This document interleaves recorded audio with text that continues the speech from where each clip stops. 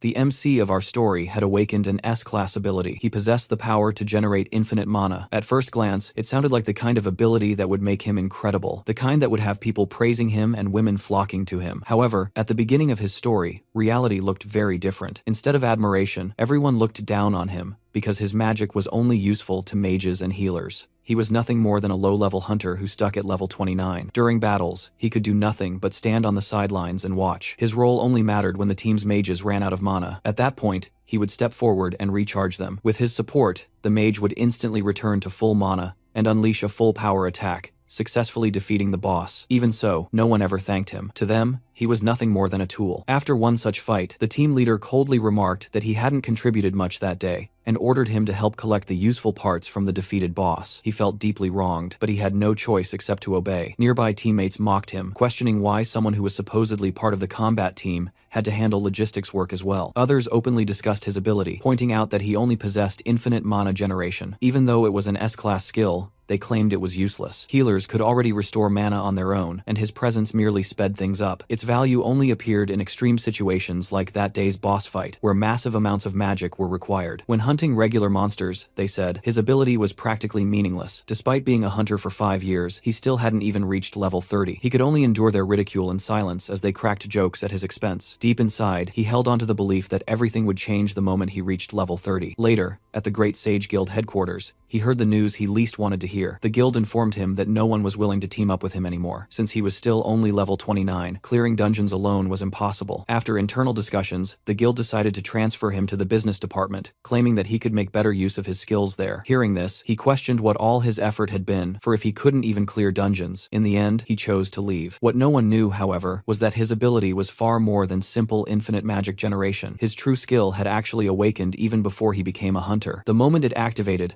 a pop-up suddenly appeared in front of him. When he selected the copy option, the pop-up instantly transformed into food in his hand. At first, he believed the skill to be incredibly powerful, but once he fully understood it, he realized just how terrible its drawbacks were. As soon as copied items left his body, they dissolved into streams of light and vanished. Even more infuriating was the fact that copied equipment had level restrictions. Any equipment that exceeded his own level would fail to copy entirely. Strangely enough, copied magic power did not disappear. It could even be transferred to others for their use. This led to widespread misunderstandings about his true ability, which was why everyone referred to it as infinite magic generation. Although he was also capable of copying other skills, those abilities came with various strict conditional restrictions. Then, a news alert popped up on his phone. It announced that the Kalesia Dragon Longsword would be exhibited in an island nation. This longsword possessed 2 special skill slots, along with defense-boosting effects. Its most astonishing feature was that the moment someone grabbed it, their level would instantly rise to 200, even though the equipment requirement was only level 30. However, this divine weapon, known as the legendary sword, had a massive drawback. It only had 10 durability points. For Sano Haruto, though, durability did not matter at all. He could copy it infinitely. All he needed was to reach level 30 within a week and touch that sword. With that goal in mind, he joined a temporarily formed team to conquer the Giant King's Spider Dungeon. Once again, he found himself hiding behind the mage, occasionally boosting the blonde man's mana. This blonde mage was extremely rude. Every time his mana was replenished, he would recklessly unleash ultimate attacks without any concern about running out. However, Haruto no longer cared about his behavior. His attention was focused entirely on how much more experience he needed to level up. At that moment, someone called out to him, noting that he was still staring at his status information. This was Ikanaga, a member of the Great Sage Guild. He was indeed Haruto's junior, even though Haruto, the senior, was living a rather miserable life. Haruto had heard that Ikanaga was short on money, which was why he joined temporary teams like this to earn cash during his free time. Soon, the team arrived at the boss room. The boss waiting for them was a level 80 giant king spider. The pressure in the room was overwhelming, and Haruto felt intense fear. He doubted whether they could really defeat such a monster, and found himself extremely nervous. Ikanaga noticed his fear and tried to comfort him, advising him to stay hidden in the back. He explained that defeating the giant king spider was actually simple, as long as they were careful of its silk. Once tangled, it would be extremely difficult to escape. He also warned that if the spider eggs were damaged, the giant king spider would go completely berserk. Before he could finish, the nearby blonde mage grew impatient. He questioned why Ikanaga was explaining everything to someone who was essentially just an audience member, and urged everyone to start already. Irritated, he kicked a small stone at his feet. Unexpectedly, the stone struck some spider silk. The giant king spider spider instantly sensed the disturbance. It let out a deafening roar and launched an attack on everyone. Everyone cursed the mage bastard for causing trouble. Fortunately, the team's tank blocked the attack and even managed to sever one of the boss's legs. The team leader shouted for everyone to stop standing around and attack. Immediately, everyone raised their weapons and charged forward, unleashing their signature skills. Meanwhile, Haruto could only hide behind them, silently cheering for his teammates. But despite that, an accident still occurred. Just as the giant king spider used its silk skill, the idiot blonde mage acted out once more. He cast a wide-range flame skill directly at the nest. The boss itself took no damage due to the silk's protection, but the spider eggs inside the nest were destroyed. Seeing this, the giant king spider completely lost control. It entered a berserk state and instantly spat out countless strands of silk. Everyone was caught. They failed to escape in time and were completely entangled. The blonde mage panicked, shouting in disbelief as his flames failed to burn through the silk. His cries attracted the giant king spider's attention, and it slowly approached him. Only then did he realize the gravity of his mistake. Overwhelmed with terror, he screamed, and in the next moment, he vanished from the world entirely. Watching this scene, Haruto was filled with fear. His entire body was tightly bound by silk, leaving him completely unable to move. There was no one who could save him. The giant king spider shifted its focus to him. Staring at the monster at such close range, he felt absolute despair. He had believed that this low-level dungeon would be safe, yet it had ended like this. He refused to accept such an ending. At that critical moment, his ability automatically activated. Whenever he was about to die, it would paste out a copy of himself from just before death. The original body would disappear. However, his resurrection did not free him from the crisis. He was killed by the boss again, and once more, his body was pasted back using the Control-V skill. The newly revived version of him immediately hid. This clearly was not working. As he struggled to think of a solution, he suddenly heard a weak cry for help. It was Ikanaga. He was still alive. Even so, Haruto could barely protect himself. While the boss continued to draw closer, he knew that if he did nothing, Ikanaga would surely die. Cursing under his breath, he questioned how, as a senior, he could simply watch his junior be killed. With that resolve, he charged forward with his sword and struck the foot the boss was about to use for its attack. The powerful recoil sent him flying to the ground. Fortunately, the boss's attack was deflected because of that strike. At that moment, a system pop-up appeared before him. He had leveled up and reached level 30. He stared at the system panel in confusion, unable to understand what had just happened or how he had suddenly leveled up. He wondered if his earlier attack had actually dealt damage. Before he could think further, he was killed by the boss once again, and Control-V activated yet again.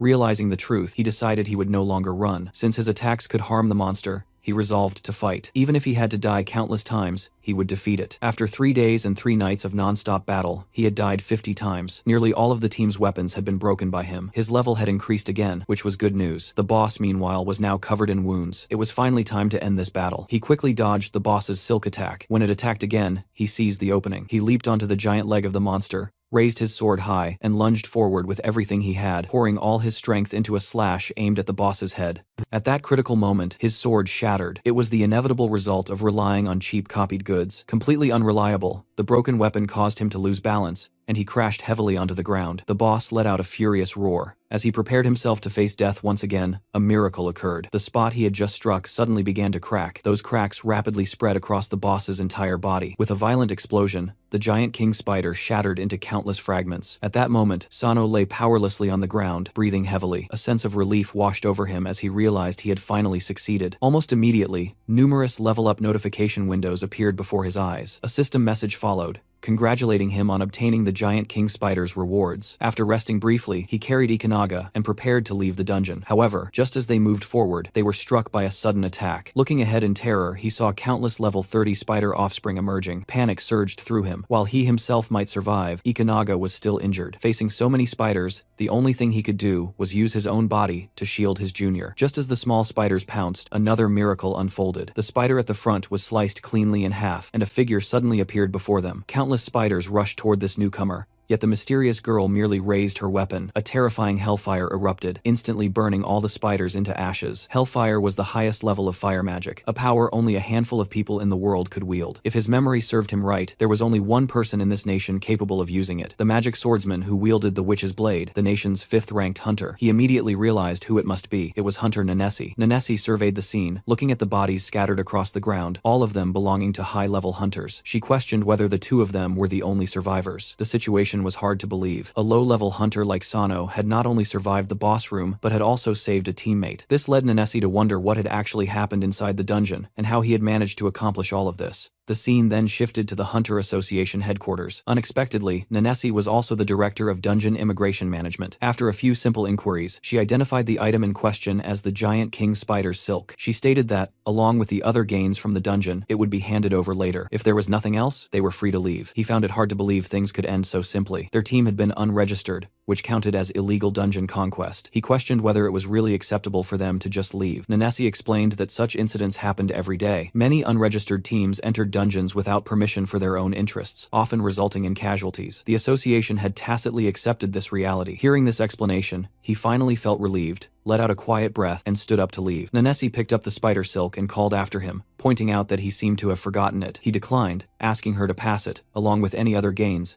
to his junior instead. After that, he closed the door and walked out. Holding the spider silk in her hand, Nanesi was left puzzled, wondering what exactly the boy was hiding. Once outside, he could no longer contain himself. A triumphant smirk spread across his face. He had succeeded in copying the giant king spider's silk, and now possessed an infinite supply. The item allowed the user to shoot silk just like the giant king spider, featured strong adhesiveness, and had a usage level requirement of 40. Even so, he found the reward strange. After finally killing the boss, this was what he had obtained. Deciding to copy it first, he reached out and touched the spider silk. In the next instant, it vanished right before his eyes. He was completely confused, unable to understand what had just happened. A system notification appeared, stating that the giant king spider's silk had been absorbed by his current skill, and his copy-paste skill upgraded. He stared at the system pop up in shock. His Control-C skill allowed him to copy controlled objects, while Control-V let him paste them. Now, his skill had reached level 1, and unlocked 3 options. The revelation stunned him. He had never expected his skill to level up. Without hesitation, he clicked on the newly unlocked Control-C skill options. A new pop-up appeared. The first option allowed him to paste copied objects and maintain them for a desired duration. The second option allowed him to stitch any objects together within a specific time limit. The third option granted the ability to untangle the giant king spider's silk. This evolution was an enormous surprise. From now on, copied objects would no longer disappear immediately after leaving his body. To test it, he copied the spider silk and set the duration to 1 minute. As expected, it did not vanish after leaving his hand. Exactly 1 minute later,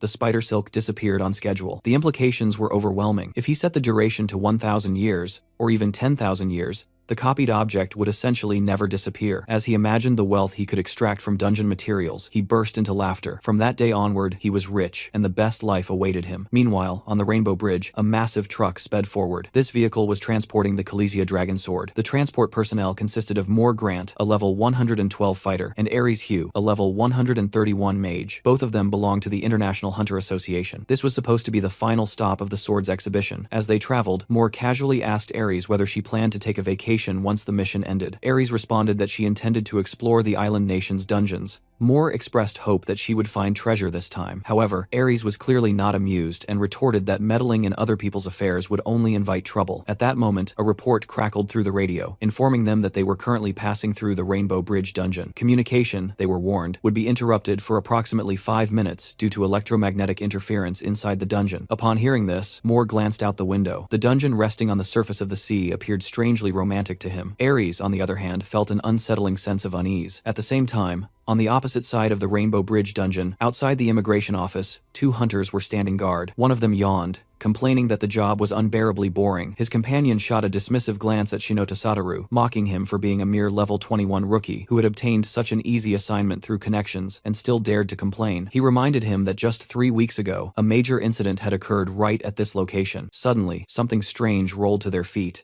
Upon closer inspection, it turned out to be a slime. Shinoto Satoru quickly crouched down to pick it up, remarking that it looked even cuter than the ones found inside dungeons. However, his companion's expression drastically changed the moment he saw it. He realized something was terribly wrong, questioning how a monster could possibly appear outside a dungeon. Before they could react further, a figure abruptly appeared nearby. One of them turned around in terror, only to see a massive, obese ogre swinging a club straight at them. Blood instantly splattered across the scene. Meanwhile, Haruto was still inside the Hunter Association. He was carefully studying his information panel. Thanks to the enormous amount of experience he had gained from the dungeon conquest, his level had nearly reached 50. Once he hit level 50, he would be able to form teams and challenge ultimate dungeons. Just as he was feeling smug and preparing to use his ability to earn serious money, a group of hunters suddenly rushed past him, From their hurried conversation, he quickly learned that anomalies were occurring in the Rainbow Bridge dungeon and that it had been placed under red alert. Even more alarming was the fact that the truck transporting the Khaleesi dragon sword was currently on the bridge. The realization stunned him. The Khaleesi dragon sword was actually there. On the rooftop of the Hunter Association, multiple aircraft were already on standby. Hunters from the association had gathered in full force, preparing to provide emergency support. At that moment, Nanessi stepped forward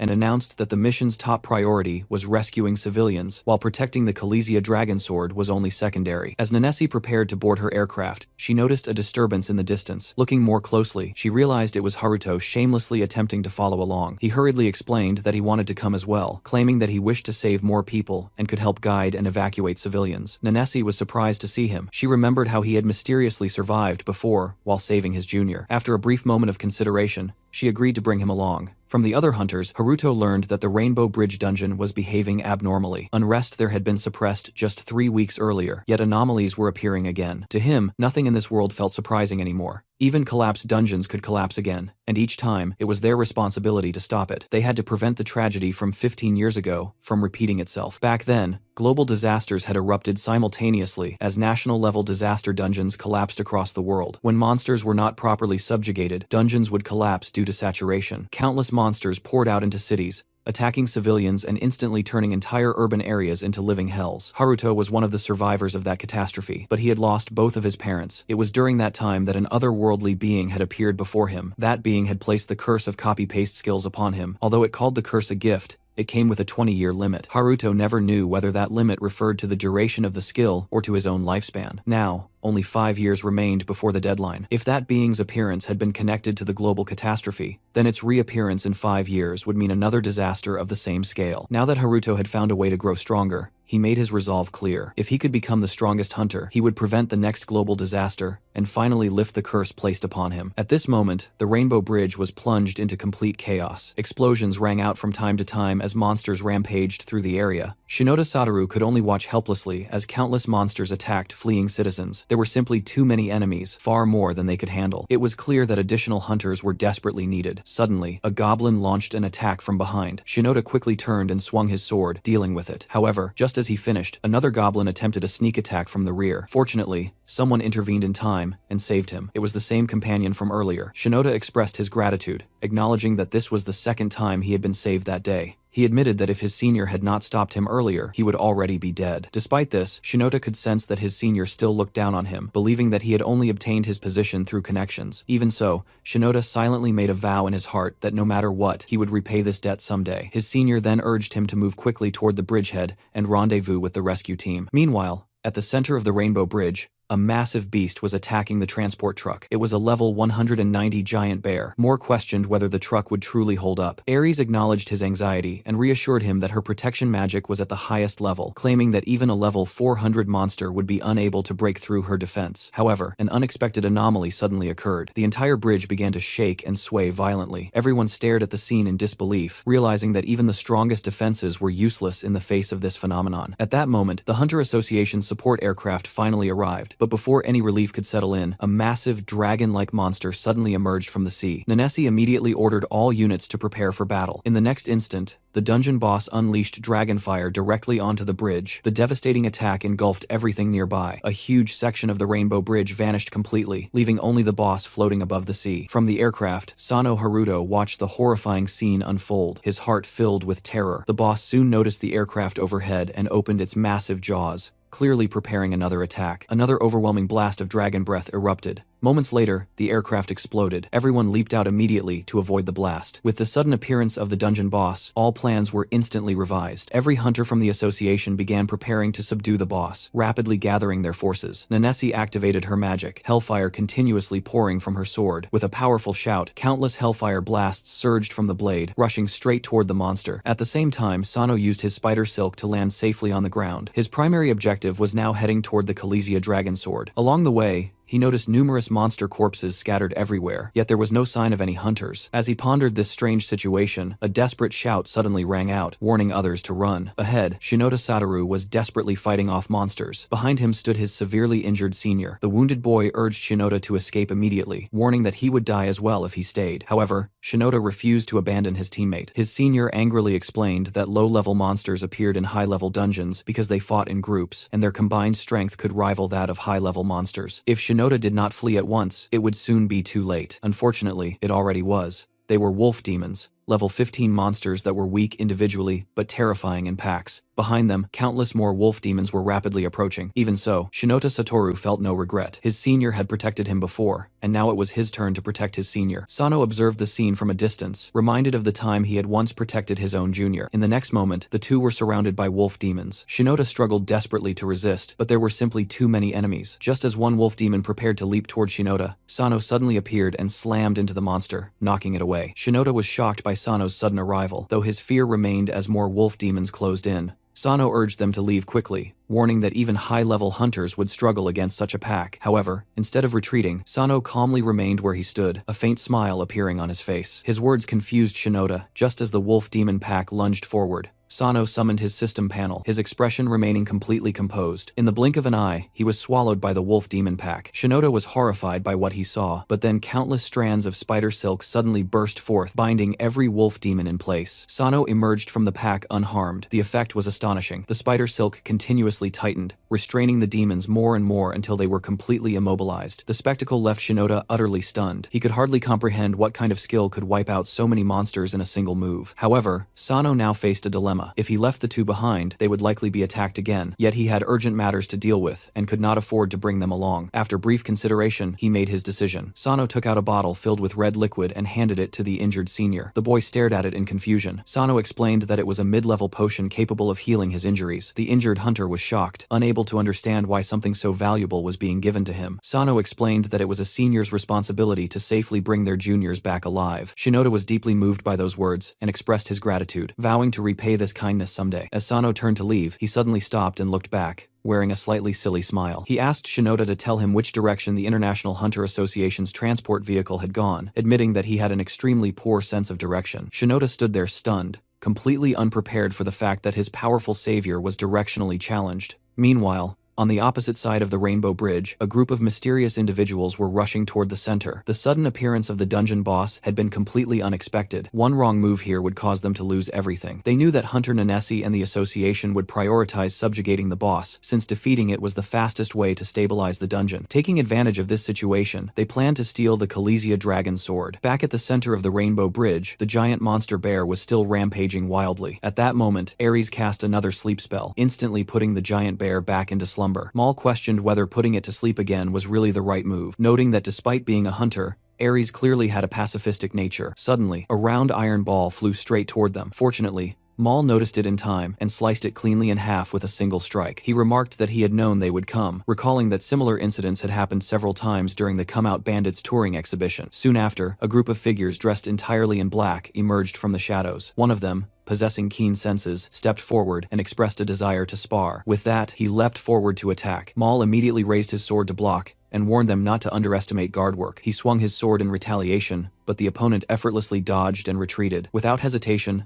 Maul pursued him. Ares urgently called out for him to stop, but it was already too late. Maul suddenly lost control of his body, and blood began to spray violently. He struggled to understand what was happening to him. Ares rushed over at once and explained that the enemy had used poison pills. Once poisoned, these pills blocked the body's ability to absorb magical power. Poison pills were clearly prohibited items under the rules of the International Hunter Association. Even the normally calm Ares was pushed into fury. She swore that she would make them regret this. Magic gathered in her hand, but the attack caused no damage at all. One of the black-clad individuals mocked her, claiming that a mage who could not use magic should simply die. As he spoke, a massive fireball began forming in his hand. Before he could release it, his head was suddenly torn clean off. The attacker turned out to be the giant monster bear. It became clear that the earlier sleep spell had awakened the beast instead of keeping it subdued. Compared to the towering bear, the black-clad figures looked pitifully small. With a thunderous roar, the giant bear annihilated all the remaining black-clad attackers. Witnessing this, their leader immediately chose to flee, realizing the grave miscalculation. Retreating was the only option. After dealing with the black-clad group, the giant bear slowly turned and approached Ares and Maul. Ares acknowledged that she too was now affected by toxins that blocked magical power. Even so, she charged forward. A magic circle unfolded in her hand as she advanced. Seeing this, Maul shouted desperately for her to come back, warning that she would die. As she continued, Ares suddenly coughed up a mouthful of blood. She forcibly tried to channel magic to break through the toxins,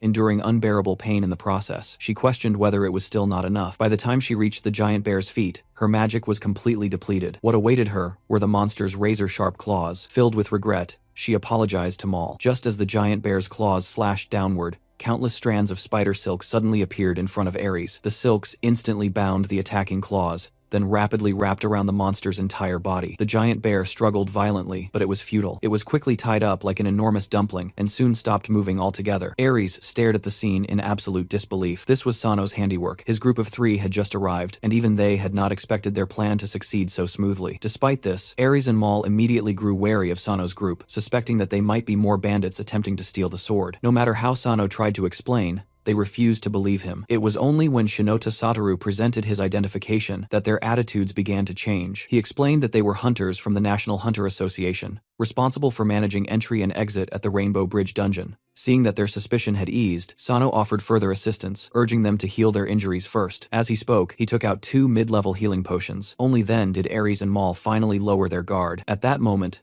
several aircraft flew overhead. Shinota exclaimed in relief that new support teams had arrived at last. Meanwhile, Hunter Nanesi was still locked in battle with the dungeon boss. At that moment, the boss entered its 3rd phase. Nanesi immediately ceased her attacks and warned everyone to be wary of the wide-range shockwave. Reinforcements had arrived, but their priority was buying time for citizen evacuation. Just then, a familiar presence appeared. It was Shirasaki Masato, a level 503 dark mage. Nanesi turned around in surprise, shocked to see him there. Shirasaki had no intention of explaining himself. He simply raised his magic staff, and his magic activated. A massive magic circle appeared before the boss. Seeing this, Nanesi urgently told him to stop, warning that if such magic failed to defeat the boss, the consequences would be unimaginable. However, Shirasaki had no intention of backing down. He dismissed her concern, stating that nothing could ever be accomplished if one worried about such small matters. Declaring that he would handle it this time, he activated his spell. Dark lightning descended instantly, engulfing the boss in terrifying black lightning as it screamed in agony. Witnessing this, Nanesi immediately ordered everyone to run. The boss's massive body collapsed, and the impact caused the Rainbow Bridge to sway violently from side to side. After the chaos settled, the bridge was left utterly devastated. Sano felt overwhelming relief at having survived. Looking down at the shattered bridge below, he believed he had narrowly escaped death once again. Fortunately, everyone was still alive, and the transport vehicle remained intact. However, his relief vanished when he looked toward the other side. A row of enormous, sharp teeth suddenly appeared. Sano was instantly frozen in fear,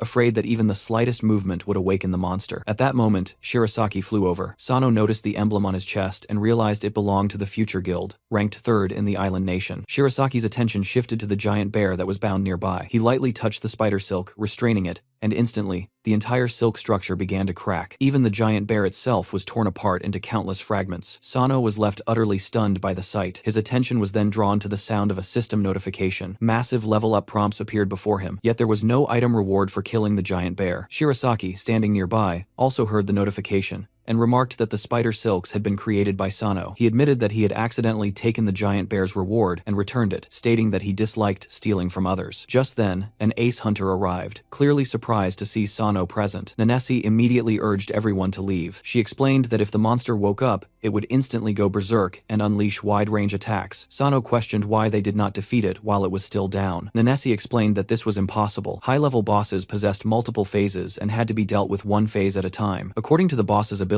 when its health dropped to 1/3, it would activate its ultimate skill. Whether through berserk mode or area attacks, everything would cover the entire battlefield. They had now only just entered the 3rd phase. During this phase, the boss would generate a barrier to protect itself while continuously absorbing surrounding magic power, rendering all attacks ineffective. At that moment, the boss's eyes suddenly opened. It roared furiously, awakening far earlier than expected. Shirasaki turned to look at Sano and bade him farewell, telling him not to blame anyone if he died. With that, Shirasaki rushed toward the boss along alongside Nanesi, and the two immediately re-engaged it in fierce combat. Sano immediately began organizing a rescue. He urgently informed everyone that the situation had escalated. The boss had entered its third phase and was about to unleash a wide-range attack. However, there was no longer enough time to escape the area. Everyone was stunned by this revelation. Sano then stated that he had only one option left. He needed to immediately obtain the Kalesia Dragon Sword to defeat the boss. He promised that he would return it afterward. However, Maul refused to believe such words. Although Sano had saved them twice despite being a low-level hunter, Maul insisted that even with the sword, Sano would not be capable of defeating an ultimate boss. Furthermore, the sword could not be used many times in its current condition. Sano questioned whether it truly would not work. At that moment, Ares spoke up, explaining that a massive amount of magic power was required to unlock the transport vehicle's seal. Unfortunately, due to the bandits' toxins, they were currently unable to absorb any magic power. Sano declared that this situation was perfect.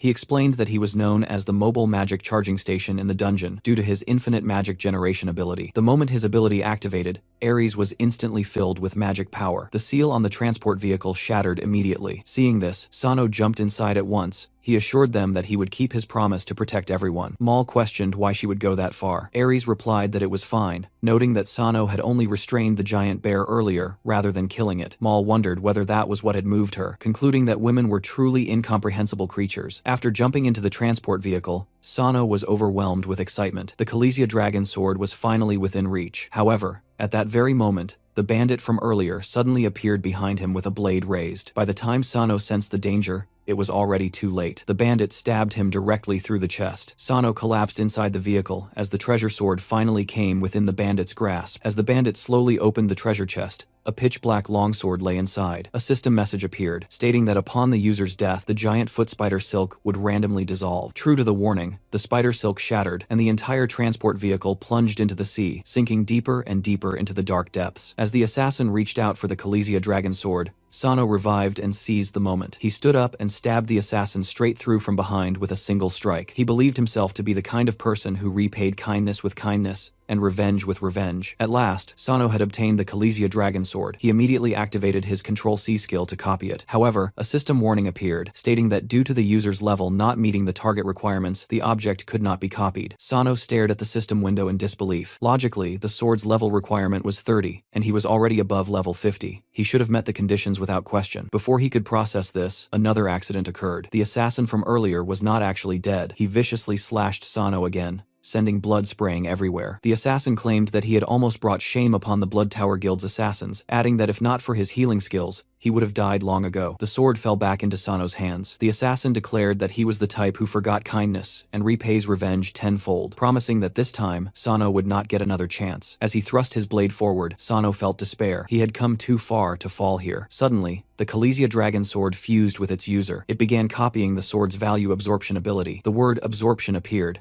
leaving Sano confused about its meaning. However, the system notification continued. The sword's level was copied and absorbed. Its passive skill, a 35% defense increase, was copied and absorbed. Its unique skill, Vampirism, was copied and absorbed. Its second unique skill, Berserk, was also copied and absorbed. All of the Kalesia Dragon Sword's abilities were completely absorbed. A final notification appeared. When the user's health dropped below 25%, the Kalesia Dragon Sword's protection mode would be triggered, forcibly executing its second unique skill, Berserk. At that moment, the Rainbow Bridge dungeon boss was on the verge of unleashing its ultimate skill. A wide area attack began forming, and the situation looked extremely dire. Just then, an enormous burst of energy erupted from the seabed, piercing straight through the boss's entire body. Shirosaki and Nanesi stared at the scene in complete disbelief. A system message immediately flashed, announcing that the boss had been successfully defeated and the dungeon had been cleared. Later, at the Japan Hunter Association, an official meeting was being held. It stated that at 4 o'clock that afternoon, the Rainbow Bridge dungeon outbreak had caused major casualties and widespread destruction. Thanks to the hunters' assistance, the dungeon had been quickly pacified. Before the report could continue, the association's president abruptly cut off the video feed and told everyone to stop making those expressions. Takeuchi Go questioned whether the boss had not been successfully killed this time. Shinoda Makoto then interjected, pointing out that he had heard the Rainbow Bridge dungeon had already been pacified just 3 months ago. Even if it had been pacified, he argued, it was still possible for it to erupt again. Another voice harshly interrupted, demanding to know how things were being managed when dungeons kept erupting repeatedly in such a short period of time. Nanesi, seated to the side, showed no interest in the argument. However, trouble soon found its way to her. Takeuchi's voice pressed the issue, questioning how an ultimate boss, which normally required more than 5 months to recover,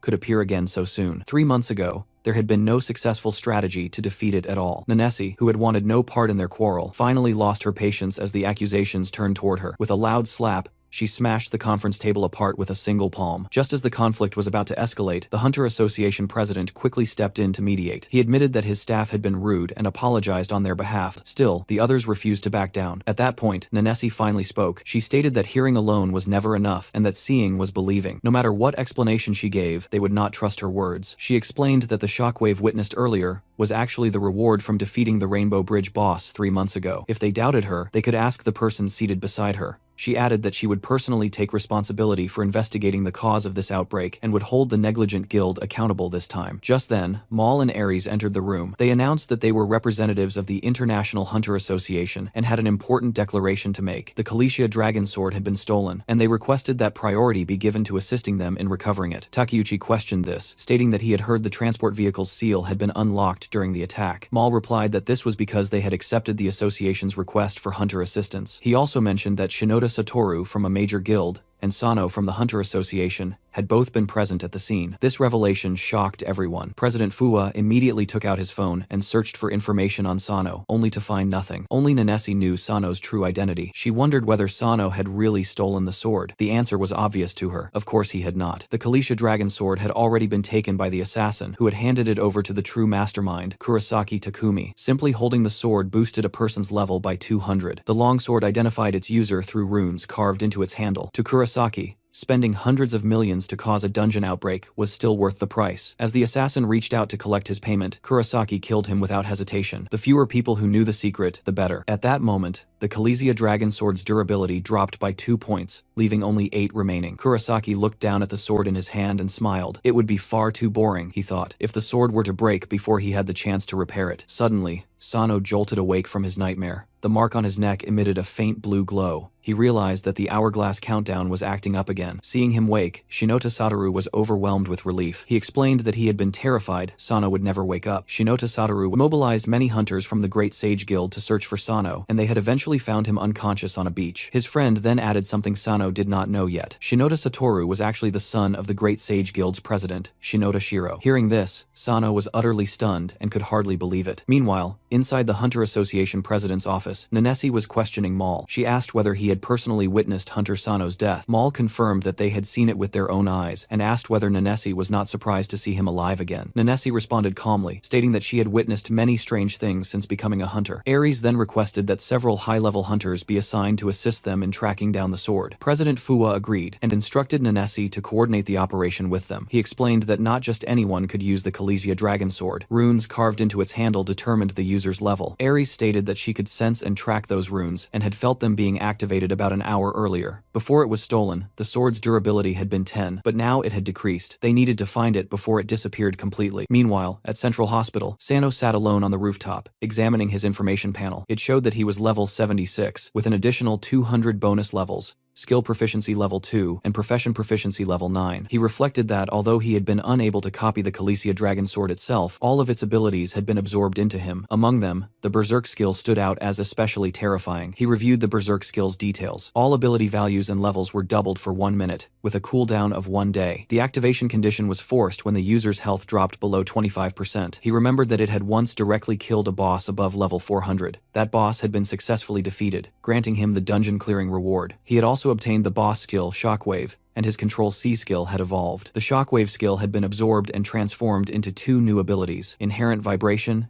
and Inherent Wave. His Giant Spider Thread skill had also upgraded to level 2. Now, when using Giant Spider Thread, he could simultaneously activate Inherent Wave and Vampirism. He realized that his copy-paste ability had evolved into an Absorb and Fuse skill. The realization amazed him. Inside the elevator, Sano laughed quietly to himself. A little girl nearby looked at him and wondered aloud if something was wrong with him. Meanwhile, Sano was thinking about how he had just tested Inherent Vibration and how incredibly powerful it was. As the thought crossed his mind, a sinister smile appeared on his face, causing the other passengers in the elevator to tremble with fear. The little girl whispered that the uncle looked scary. Just as Sano stepped out of the elevator, a familiar voice stopped him. Someone expressed relief that he was safe, followed by a reminder that he had been told to run immediately whenever danger appeared. Sano quietly approached, wondering who Hunter Nanesi was visiting at the hospital. Then he heard an apologetic voice saying that they were sorry for causing worry. At that moment, Sano realized the truth. Nanesi and Shinoda Satoru were siblings. His jaw dropped in shock. After the siblings talked for a short while, Hunter Nanesi began asking about Sano's whereabouts. Hearing this from a distance, Sano immediately hid himself. A wave of unease surged through him as he wondered whether they had discovered that he had impersonated the Hunter Association to steal the sword. He realized he needed to slip away before anyone noticed. However, before he could escape, Mal caught him red-handed. Mal angrily accused him of running away like a thief. Sano instantly understood that there was no way out anymore. Mal grabbed him by the collar and slammed him hard against the wall. He accused Sano of daring to lie about being from the Hunter Association. No matter how Sano tried to explain himself, Mal refused to believe him. They had clearly seen Sano die before, yet now he was alive and moving around normally. To Mal, that alone proved Sano had to be working with the bandits. Fueled by rage, Mal drew his longsword and prepared to unleash a special technique. Ares hurried forward, trying to stop him. However, Mal had already lost control of his emotions and raised his sword, intent on stabbing Sano. Just as the blade was about to strike, Sano's inherent vibration skill activated on its own. Light burst out from his fingertips. The instant the light made contact with the blade, Mal's longsword shattered like fragile glass. The weapon disintegrated completely. Mal stood frozen in disbelief, staring at the remains of his sword. At that moment, the siblings were drawn by the disturbance and witnessed the entire scene. Nanesi immediately recognized what had just happened. That had been the Rainbow Bridge boss's shockwave skill. A realization struck her. Could Sano be the one who had killed the boss? The scene then shifted. What appeared next looked like a massive K-pop stage. A girl was dancing under bright lights, her body slick with sweat, as the crowd roared wildly, cheering obsessively. In the following moment, the scene cut to her hopping into a car. Her name was Arita Sarah, and her profession was that of an idol group member. She waved goodbye to her fellow idols, climbed into her Ferrari, and drove off. As she left, the girls behind her began gossiping. They wondered whether she came from a wealthy family and questioned where she could possibly be heading in a Ferrari. Arita stepped on the accelerator, sped through the road, took a sharp turn, and nearly crashed into a Jeep. She slammed the brakes, narrowly avoiding the collision, then leaned out of the window and angrily shouted for the other driver to watch where he was going. The Jeep's driver stepped out, and the moment she saw him clearly, Arita instantly fell silent. It was Kurosaki Takumi. She clearly knew who he was. Without any hesitation, he casually dropped a sword onto the hood of her Ferrari, as if it were nothing more than junk mail. He commented on her concert, hoping it had gone well, because now they were heading to a dungeon. He added that if she was willing, things could go back to the way they used to be. Whatever history existed between them was unclear, but it was obvious that Arita was not happy to see him.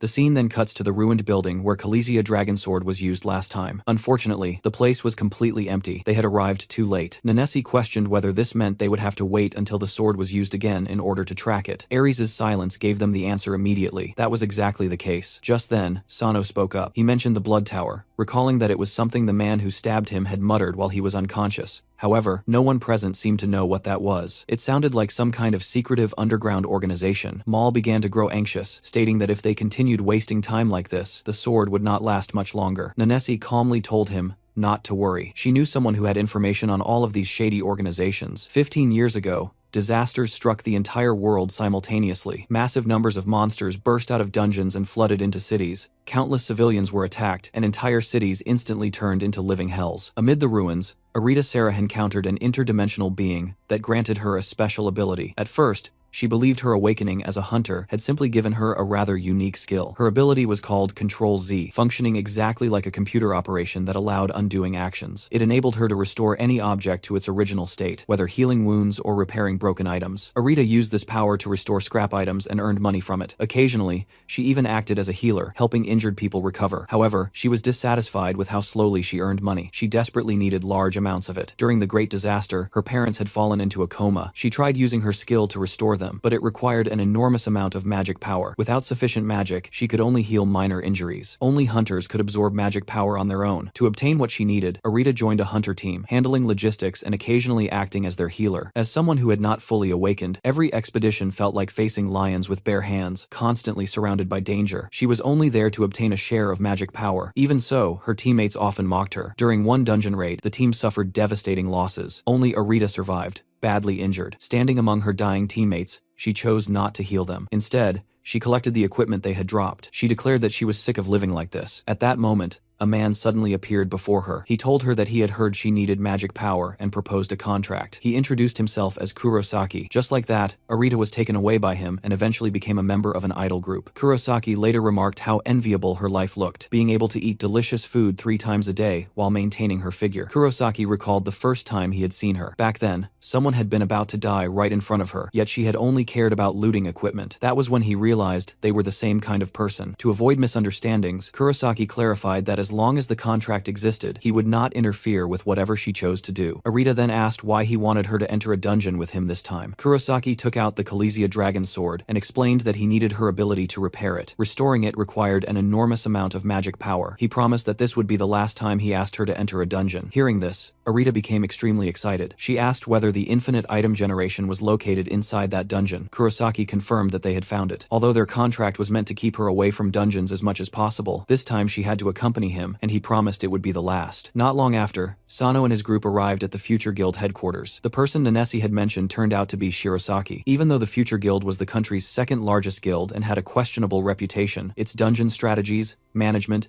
and intelligence gathering were still considered world-class. Shirosaki entered the office to meet them and explained that according to the Future Guild's investigation, the Blood Tower was an extremely mysterious organization. Recently, they had set their sights on the Golem Snow Mountain dungeon. This dungeon had been discovered 15 years ago and had never been successfully cleared. Records showed it was the most troublesome dungeon known, with only 2 strategy groups and 1 collection group ever having attempted it. There was also a hidden boss, the Giant Golem. Defeating it reportedly granted a hidden reward known as the Giant's Heart, also referred to as infinite generation. Hearing this, Sano reflected on the concept of infinite generation. While he did not need it himself, it was undeniably powerful. What puzzled him was its connection to the Kalesia dragon sword. He wondered whether they planned to use the sword to defeat the dungeon boss. Shirosaki revealed that the Blood Tower Guild was secretly recruiting through the dark web to clear the dungeon. Their notice stated that they were recruiting a Golem Snow Mountain strategy group consisting of 30 members, all level 90 or above. The recruiter was the Blood Tower Guild. Their behavior was described as extremely vile, frequently assassinating dungeon teams in secret and plundering items. It was a guild steeped in darkness. At that point, Nanesi stepped forward and asked whether Shirosaki planned to personally form a team to clear Golem Snow Mountain since he already had the Giant's Heart project. She insisted that they had to move immediately and asked whether he had a strategy group that could be mobilized right away. Shirosaki cursed under his breath, wondering how he had been dragged into this by that woman. Despite his reluctance, he led his strategy group to the Snow Mountain, which naturally included Sano and the others. Inside Golem Snow Mountain, they encountered ice golem giants. These monsters were level 40 with low attack power, but their numbers were enormous. Although not high level individually, they could respawn endlessly as long as their cores remained intact, making them extremely troublesome. Shirosaki muttered that he really had not wanted to come to such a hellish place. He raised his magic staff, and immediately large numbers of golems were lifted into the air. As his dark magic activated, the airborne golems rapidly converged toward a single point. With a single command, they exploded. In the next instant, a massive blast echoed through the area, and the golems were reduced to rubble. After clearing the area, Shirosaki reminded his teammates to destroy the fallen cores. The Future Guild hunters instantly relaxed, confident with their captain leading them. One team member remarked how easy it was. From that point on, Shirosaki continuously wiped out monsters using his dark magic. Sano watched everything from a distance, completely speechless. The same man who had been so resistant earlier had now become the most enthusiastic person there. According to Ares' investigation, the dungeon was an inductive type. Dungeons were generally divided by areas. In ordinary dungeons, familiar routes allowed hunters to bypass certain areas and directly challenge the final boss. However, inductive dungeons required every area to be cleared in sequence. If they failed midway, hidden areas would never appear. That meant they had to defeat a certain number of golems before the boss would even emerge. The boss would only appear in the hidden area afterward, and speed was crucial. If the reward for defeating the boss was the key to entering that hidden area, they needed to secure it before the Blood Tower Guild did. Sano, however, did not care about the hidden boss at all. He had only one purpose for coming here. He wanted to help Ares retrieve the Kalesia dragon sword. Sano activated Control V, unleashing giant foot spider silk. Instantly, countless strands of spider silk wrapped around the golems. As the silk tightened, Inherent Wave activated simultaneously, crushing the golems into pieces. He even struck a cool pose, firmly believing that real men never looked back at explosions. At the same time, Ares used ice magic to freeze the golems ahead. Combined with Maul's slashing attacks, the monsters were easily defeated. Even so, the golems remained troublesome,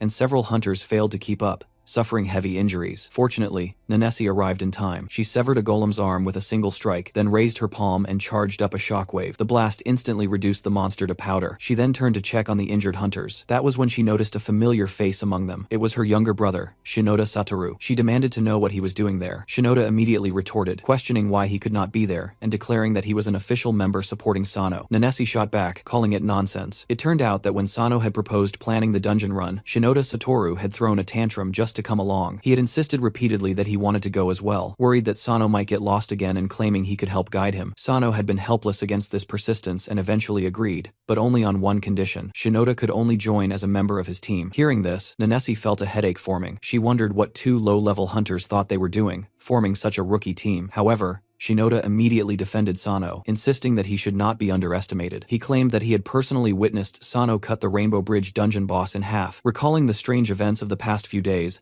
Nanessi admitted that such a feat might indeed be possible. Still, one question remained firmly in her mind. How had Sano actually managed to do it? Meanwhile, on the other side of the dungeon, the Blood Tower Guild was also rapidly clearing out golems. Kurosaki and Arita were resting leisurely near the entrance of a cave. Kurosaki commented that there was no need for them to participate in clearing mobs like this, since they could simply use stealth skills to hide among the strategy group. Arita replied that although stealth skills were convenient, they still needed to be careful around high-level hunters, whose perception was often extremely sharp. Kurosaki then asked about the progress of magic absorption, pointing out that the device they were using was a high-grade magic transmitter. Arita explained that it had been very expensive. She added that defeating 100 low-level monsters was required to fully charge it. She continued by explaining that during the previous Rainbow Bridge dungeon, she had used 10 of these transmitters to trigger the outbreak. Restoring the Kalesia Dragon Sword would require roughly twice that amount. Arita then asked whether Kurosaki intended to restore the sword so it could be used to defeat the hidden boss in this dungeon. She noted that, from what she understood, the hidden dungeon possessed an extremely powerful barrier, and the only way to break it was with the Kalesia Dragon Sword. Curious, she pressed him about where he had obtained such information. Kurosaki showed no intention of answering. He firmly told her that she only needed to restore what he wanted, and did not need to concern herself with the details. Arita thought to herself that his eyes were frightening. Silently, she resolved that as long as their contract remained in effect, she did not care what Kurosaki did. As long as she could obtain enough magic power to restore her parents, she was willing to do anything. Meanwhile, Sano's group had already defeated around 200 golems, when a mutation suddenly occurred. The ground began to crack, and countless fragments of golems shot forward. From the darkness, a terrifying presence stared at them. In the next moment, a massive monster appeared before everyone. It was the Golem Snow Mountain boss, known as Curveball, a level 150 monster. The boss extended its enormous hand toward them. Someone cursed under their breath, remarking that the boss was far too large. Just then, Shirosaki stepped forward and struck the boss with dark magic, instantly shattering it into pieces. His team exclaimed in amazement, shocked that he had finished it with a single blow. However, the surrounding debris immediately began to gather toward the center once again. Two nearby hunters froze in fear. In no time at all, the boss had nearly recovered. Realizing the danger, Shirosaki hurriedly unleashed dark magic again, shattering the boss a second time. Even so, the core remained intact. At that critical moment, Sano seized the opportunity and directly used giant foot spider silk on the core. Countless strands of spider silk wrapped around it. Unfortunately, the silk's speed and strength were not enough to stop the boss from regenerating. The boss appeared even stronger than before. Sano cursed in frustration. Each time the boss recovered, it absorbed the surrounding golem debris. They needed to think of a solution quickly. At that moment, Nanessi charged straight at the boss, swinging her spear engulfed in hellfire. However,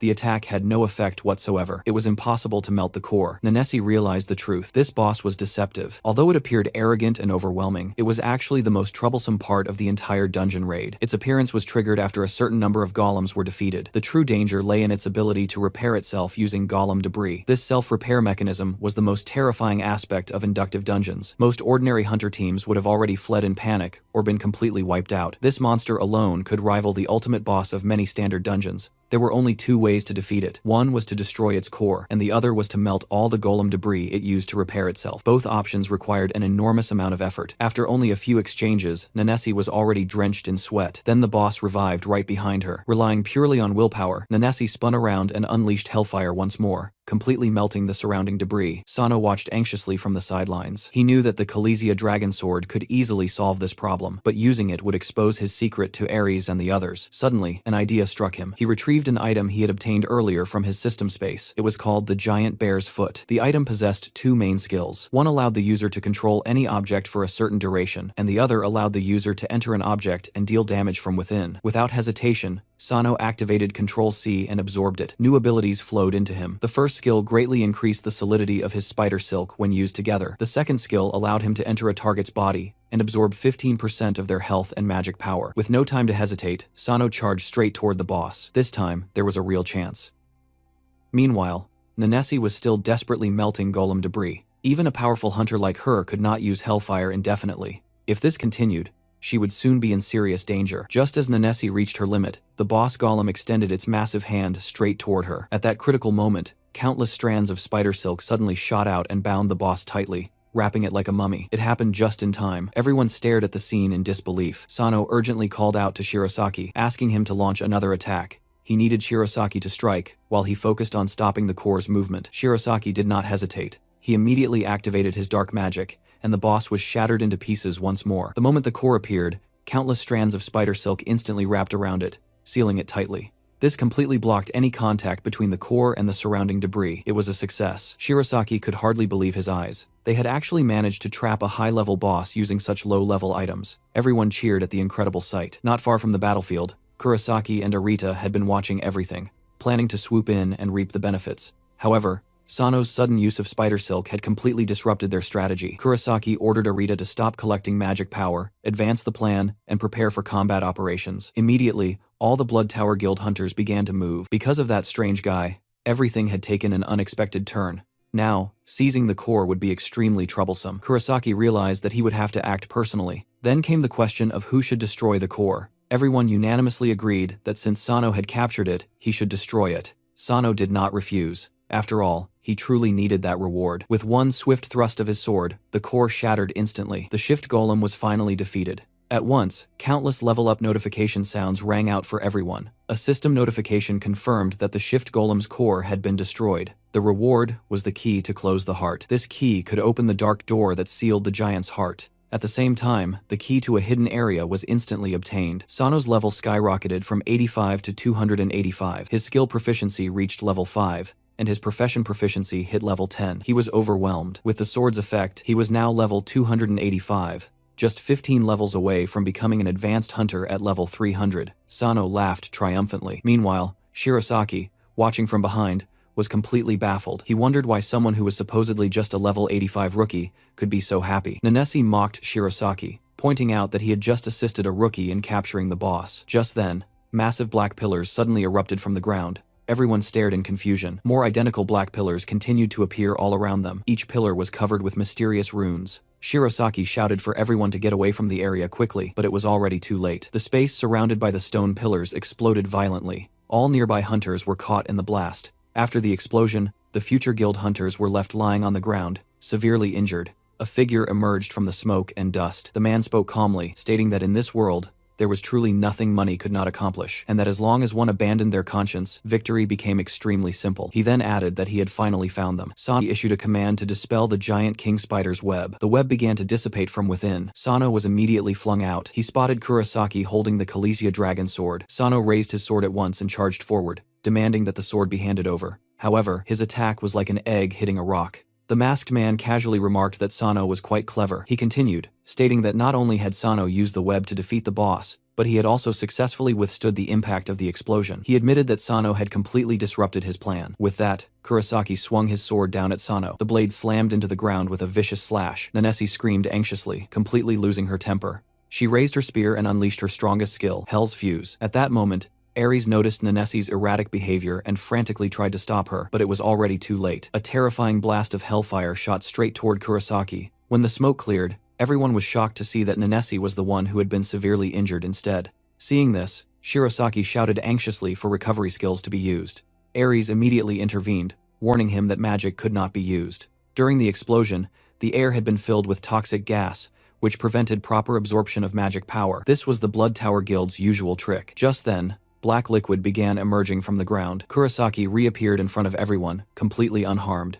Shirosaki exclaimed in disbelief that this was impossible. He immediately realized that it was shadow movement. That man could actually use the highest level skill in the stealth system. Kurosaki approached the dying Sano once more. He noticed that the boss key had fallen nearby. As he picked it up, the key transferred to him. Kurosaki thought to himself that the objective had been achieved. However, he had no intention of leaving. He directly grabbed Sano by the neck and slammed him heavily against a nearby stone pillar. He declared that Sano had to die there. Sano grinned. He thought the same thing. He had never expected the one who stole the sword to be such scum. He quietly activated his web skill, wrapping Kurosaki completely. Then, using giant spider thread, he triggered the giant bear chain skill. Moments later, the webs grew sharp spikes, coiling tightly until they formed a massive garlic-shaped bulb. This was the consequence of stealing his sword. But when the web dissolved, Sano was shocked. There was nothing inside. Just then, Kurosaki emerged from behind him. He admitted that he had been careless and that it was the first time he had ever seen such a skill. If his shadows had not been inside as well, he would have died. With that, he prepared to deliver a fatal blow to Sano, stating that Sano would not survive without mana. Sano remained calm. He asked whether Kurosaki knew his nickname. Everyone used to call him the moving mana charging station. Even though it was the first time he was using his ability like this, there should not be any problems. Suddenly, Shirosaki felt an endless surge of mana gathering inside his body. He had no idea what was happening, but it felt perfectly right. He resolved to end the Blood Tower Guild right there. In an instant, a massive orb of light condensed in the air. Kurosaki watched in confusion. He recognized it as Shirosaki's wide area magic. He could not understand where Shirosaki had obtained enough magic power to unleash such a large-scale spell. At the same time, he realized his shadow movement was being countered, and that he could no longer escape. The situation had become extremely troublesome. Left with no other choice, Kurosaki decided to proceed with his backup plan and called out to Arita. She immediately acknowledged him. At once, all the boxes surrounding Arita opened. Countless streams of magic power flew out from them, condensing into a massive orb in the air. A command echoed, ordering the restoration of Golem Snow Mountain Dungeon to its initial state. Suddenly, the entire Snow Mountain let out a violent howl as fierce winds erupted.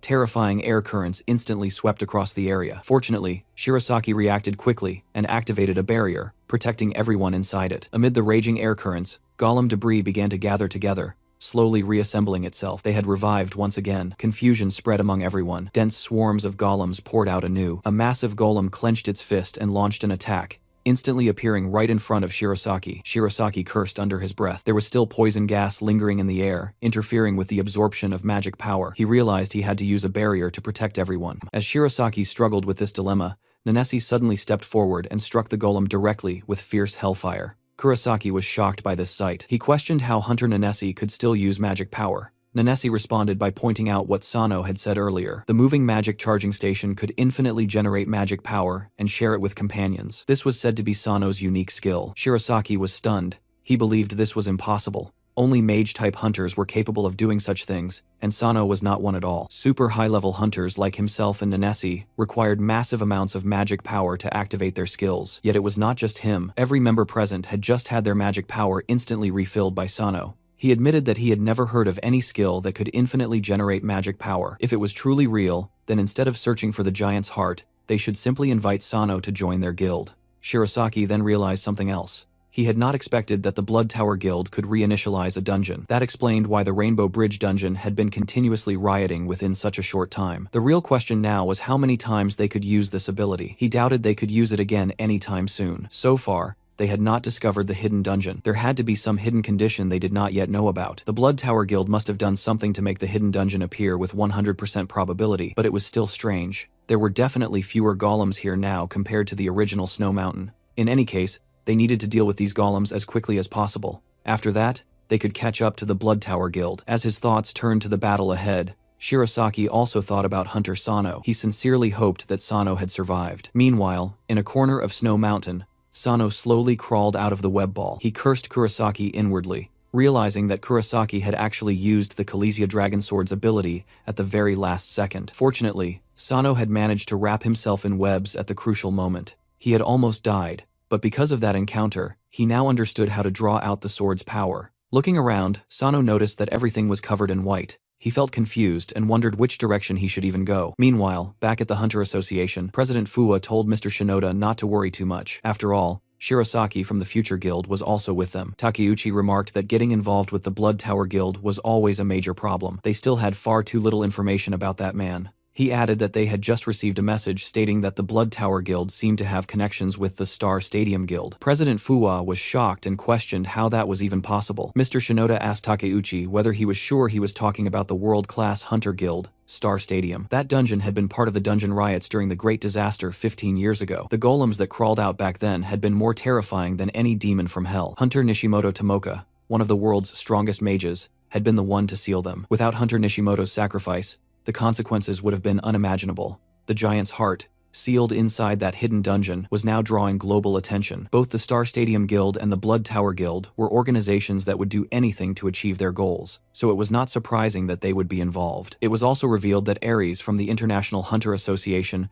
was actually Hunter Nishimoto's daughter. This time, she seemed to want to investigate the truth behind her mother's death. However, Hunter Nishimoto had never been officially declared dead. Mr. Shinoda was shocked and asked what that meant. After all these years, could she possibly still be alive? It was then revealed that 5 years ago, a survivor had actually walked out of that dungeon. He had claimed that he thought he had seen Hunter Nishimoto's figure. The other two were immediately stunned by this revelation. Interestingly, that hidden dungeon actually had several entrances. Just then, someone suddenly burst through the door and reported that something terrible had happened. The dungeon break had occurred. President Fua immediately turned on the television. The screen showed complete chaos. A dungeon outbreak had suddenly erupted in the city center. Large numbers of citizens were fleeing, and the monsters that had appeared were actually Snow Mountain golems. Meanwhile, deep within Snow Mountain, the Blood Tower Guild members were steadily advancing. Arita remarked that it was the first time she had ever seen Kurosaki injured, and wondered whether there would be problems with their upcoming strategy. Kurosaki replied that it was not something she needed to worry about. Soon, everyone arrived at the hidden dungeon's entrance. Unbeknownst to them, Shinoda Satoru used stealth skills to follow closely behind them.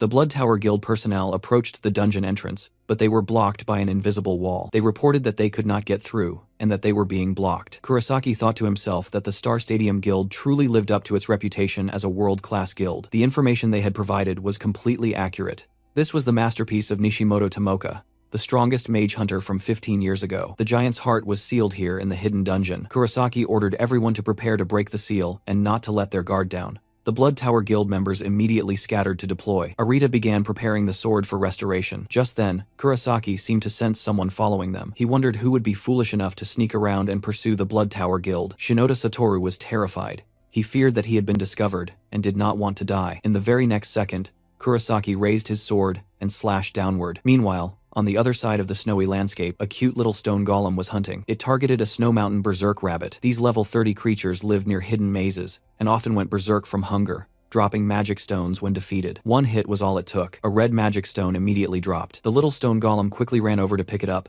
then scurried away, and soon reached its master. Its master turned out to be Sano. He praised it for a job well done, and told it to eat the stone. At his command, the little golem promptly tossed the magic stone into its mouth and began chewing. This little stone golem had actually been created from the shift golem's core. Injecting magic power into it created a golem. Its first skill allowed it to freely change its appearance. Its second skill lets it transform into armor to protect its master. The third skill allowed the user to share senses with the golem, including vision and hearing. The higher its level, the wider the range of sensory sharing. Sano gazed proudly at the core in his hand. He thought that it was incredible. One core created one golem.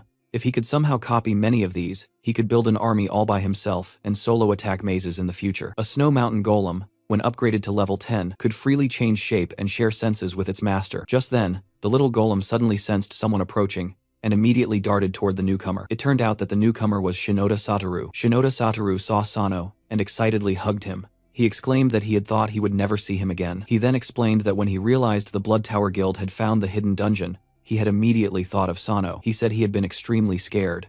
At first, he thought they had discovered him, but instead, they had discovered another stalker, probably a future guild member. He added that there was also a girl with them who appeared to be collecting a large amount of magic power. He explained that she was responsible for reinitializing the dungeon. He admitted that he had thought about stopping her, but had been too scared at the time. He apologized. Sano replied that Shinoda had already done very well. Shinoda then continued, mentioning that the girl had looked very familiar and that he felt like he had seen her before. He also asked whether it was okay for that thing to keep following them. Sano chuckled and said that he had forgotten to introduce it. He explained that it was his little sidekick. Shinoda exclaimed that it was very cute. He said he had not expected Senior Sano to be familiar with a stone golem as well. Soon, they arrived at their destination. The hidden dungeon lay just across the bridge. Sano knew that dealing with the Blood Tower Guild would be tough with just the two of them. He instructed Shinoda Satoru to go and bring Nanesi and Shirosaki there. He said he would stay behind to monitor them. Shinoda Satoru immediately felt disappointed. He had to part with Senior Sano again so soon. To ensure his safety,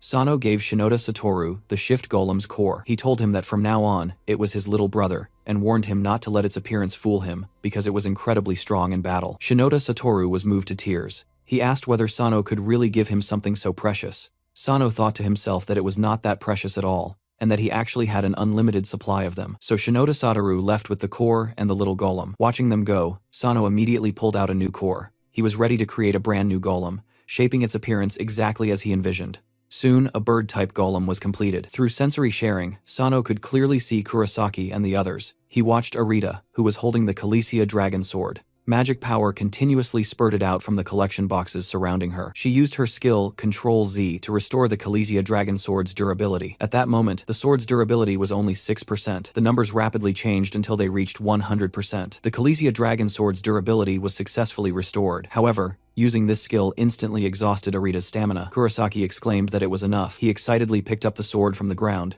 He declared that he could finally use it to his heart's content. Sano could not believe what he was seeing. He wondered how she had done that and realized that the sword's durability could actually be restored. He thought that she might be a cursed ability user, just like him. From the information he had, her ability Ctrl-Z could restore all things to their original state. Sano realized that although he could copy skills, they often came with many limitations that made them difficult to use even after copying. He looked at Arita and secretly made up his mind that he needed to form an alliance with her first. Meanwhile, Kurosaki held the sword and prepared to destroy the seal. He slowly pierced the barrier with the tip of the sword. Immediately, the seal chains began to clash and rattle. The next second, a huge magic circle appeared beneath Kurosaki's feet. Without the information provided by the Star Stadium Guild, even with the key, they would not have been able to break through the barrier. He inserted the sword into the center of the magic circle. He explained that the only thing that could break this seal was this sword. This seal had been Hunter Nishimoto's masterpiece, created 15 years ago. The original owner of the Calicia dragon sword had been her husband.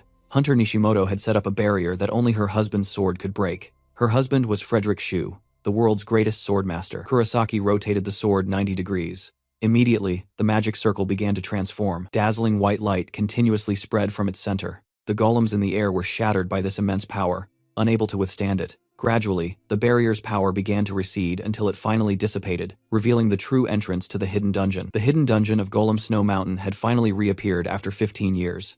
Kurosaki declared that it was time to search for their true objective. Sano watched everything from a distance and then began struggling with a decision. He wondered whether he should follow alone or wait for reinforcements. It was a huge gamble. A new scene unfolded inside an S-rank dungeon to the south. Dismembered bodies were scattered everywhere across the ground. Only one man remained standing nearby, completely intact. The wounded man lying on the ground questioned whether his death had been the only target all along and demanded to know why everyone else had been killed as well. The standing man replied that if he had only killed him, he would have become a murderer, but if he killed everyone, it would simply be considered a dungeon accident. In the very next second, the man on the ground disappeared into a pool of blood. The killer possessed the Ctrl-A skill. When a skill user died, their skill would transfer to the next person who could use it. This meant that by killing him, the standing man had obtained the other man's cursed power. Immediately, a sharp pain surged through his neck. 3 hourglass marks appeared there, with the red one clearly being brand new. He instantly sensed his newly acquired power. He activated Ctrl-A, selecting all targets. Blue inverted triangles immediately appeared above all the dismembered bodies at the scene. Then Ctrl-X was activated, targeting them all at once. In the next instant, a massive void tore open in front of him, devouring everything around it. Just then, an elf man suddenly appeared behind him.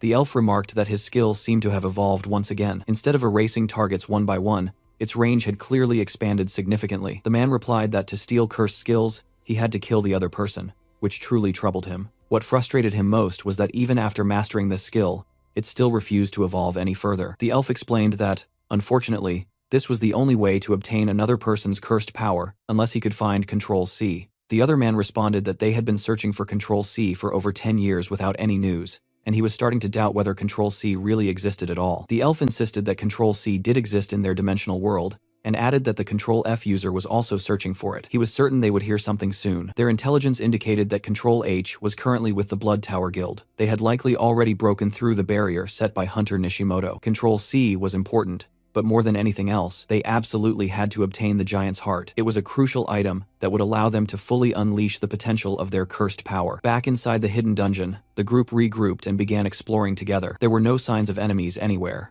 Not a single monster could be found, making it clear that their targets had not entered long ago. They knew they had to speed up and catch up to them as quickly as possible. Suddenly, Shinoda Satoru's feet began to glow. Someone exclaimed in alarm that it was a magic circle. In an instant, everyone standing within the circle vanished.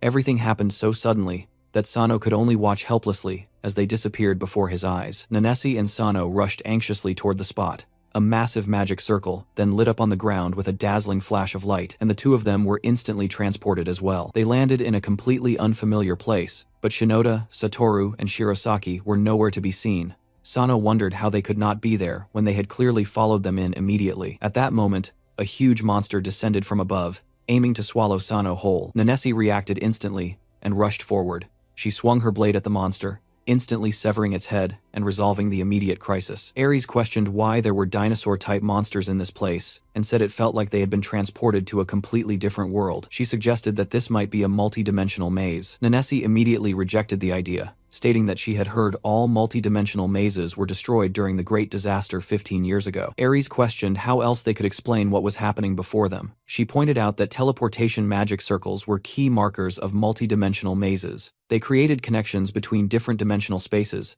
and once a circle was activated, a door to another world would open. Nanesi wondered if this was why Hunter Nishimoto had sealed this place. That meant Shinoda, Satoru, and Shirosaki had most likely been transported to another world. If they wanted to reunite with them, they had no choice but to clear this dungeon and reach the location of the giant's heart. With that conclusion reached, Maul declared that they should begin immediately, and that the battle was starting now. Meanwhile, in the city center outside the dungeon, chaos erupted. The dungeon had turned red, and large numbers of golems were continuously destroying the urban area. Citizens fled desperately for their lives, while hunters barely managed to resist the onslaught. However, as long as the golems' cores remained intact, they could revive infinitely. Making matters worse, the difference in magic power density between reality and the dungeon made it difficult for mages to cast large-scale spells, severely limiting their combat power. One hunter shouted angrily while fighting, cursing that the so-called left eye was never around when it was needed most. He complained that if they had its infinite magic power generation skill, this battle would be ridiculously easy. Just as a bald warrior found himself in grave danger, a flash of sword light suddenly appeared. A blonde man sliced a golem in half with a single strike. The reason he had shown up was because he had overheard their conversation. He asked what that infinite magic power generation was that they had mentioned earlier. To repay the favor, the bald warrior told the blonde man everything he knew. At that moment, two massive sources of magic power suddenly appeared on the rooftop of the association building. It was the presidents of Japan's two strongest guilds. A huge golem was heading straight toward them. Shinoda Shiro stated that it looked like it was up to them, and that if they did not act now, the casualties would only grow worse. Takeuchi-go immediately jumped down, activating his stone armor skill. In an instant, Takeuchi-go was covered from head to toe in stone. After a loud crash, the transformed Takeuchi-go emerged from the smoke. By that time, the golem had already arrived. With just one light punch, Takeuchi-go shattered it. Then he charged forward with overwhelming momentum. Shinoda Shiro also began contributing, launching a magical bombardment. A brilliant blast of magical energy struck the ground, clearing a path for Takeuchi to smoothly reach the boss. The boss swung its massive fist at Takeuchi-go, but he did not dodge. Instead, he raised his own fist to meet it head-on. One punch, the boss's body gradually cracked. In the next instant, it shattered into fragments, revealing the red core inside. Takeuchi-go declared that he would not let that old man claim the boss for himself. With that, he crushed the core into powder. The dungeon riot was successfully quelled. However, while everyone was still celebrating, the blonde man from earlier had already gathered some intelligence. He used his Control F skill on Takeuchi-go to read his stats. He then commented that Takeuchi-go truly lived up to his reputation as the president of the nation's #1 guild, quelling the dungeon riot in just a few minutes. Meanwhile, to obtain the giant's heart, members of the Blood Tower Guild ventured into the depths of the hidden dungeon. Unexpectedly, countless zombies appeared.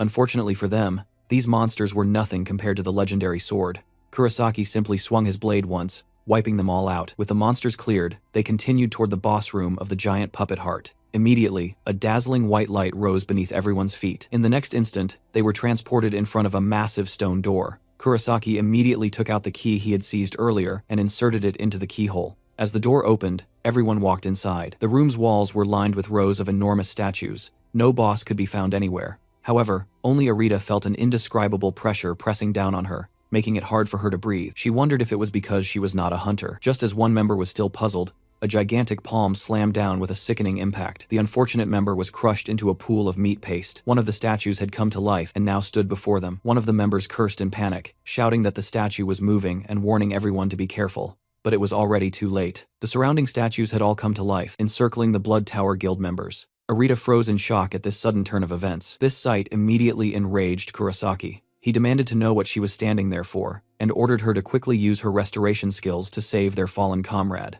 Arita finally realized she was the team's healer. She rushed over immediately, pulling out the magic power devices she had collected from her backpack. However, she was horrified to discover that magic power was leaking out of them. She could not understand how this was possible, since even advanced mages could not break the seals on these devices. Worse still, all the magic power seemed to be flowing in the same direction. By then, the Blood Tower Guild members had already begun fighting the statues, but they were clearly outmatched. Kurosaki frantically ordered his teammates to use landmines, but something was terribly wrong. Neither stealth skills nor landmines could be activated properly. One of the statues struck again. Kurosaki's eyes widened in shock as his teammate was killed right in front of him. In mere moments, all the other Blood Tower Guild members had perished as well. Kurosaki raged in disbelief, cursing the statues and questioning how this could be happening. He raised his sword, preparing to unleash a powerful skill, but a notification suddenly popped up, stating that the user lacked mana to release the Kalesia Dragon Sword skill. The message stunned him. As Kurosaki stood there in confusion, the statue's next attack was already descending. Meanwhile, on the other side of the chamber,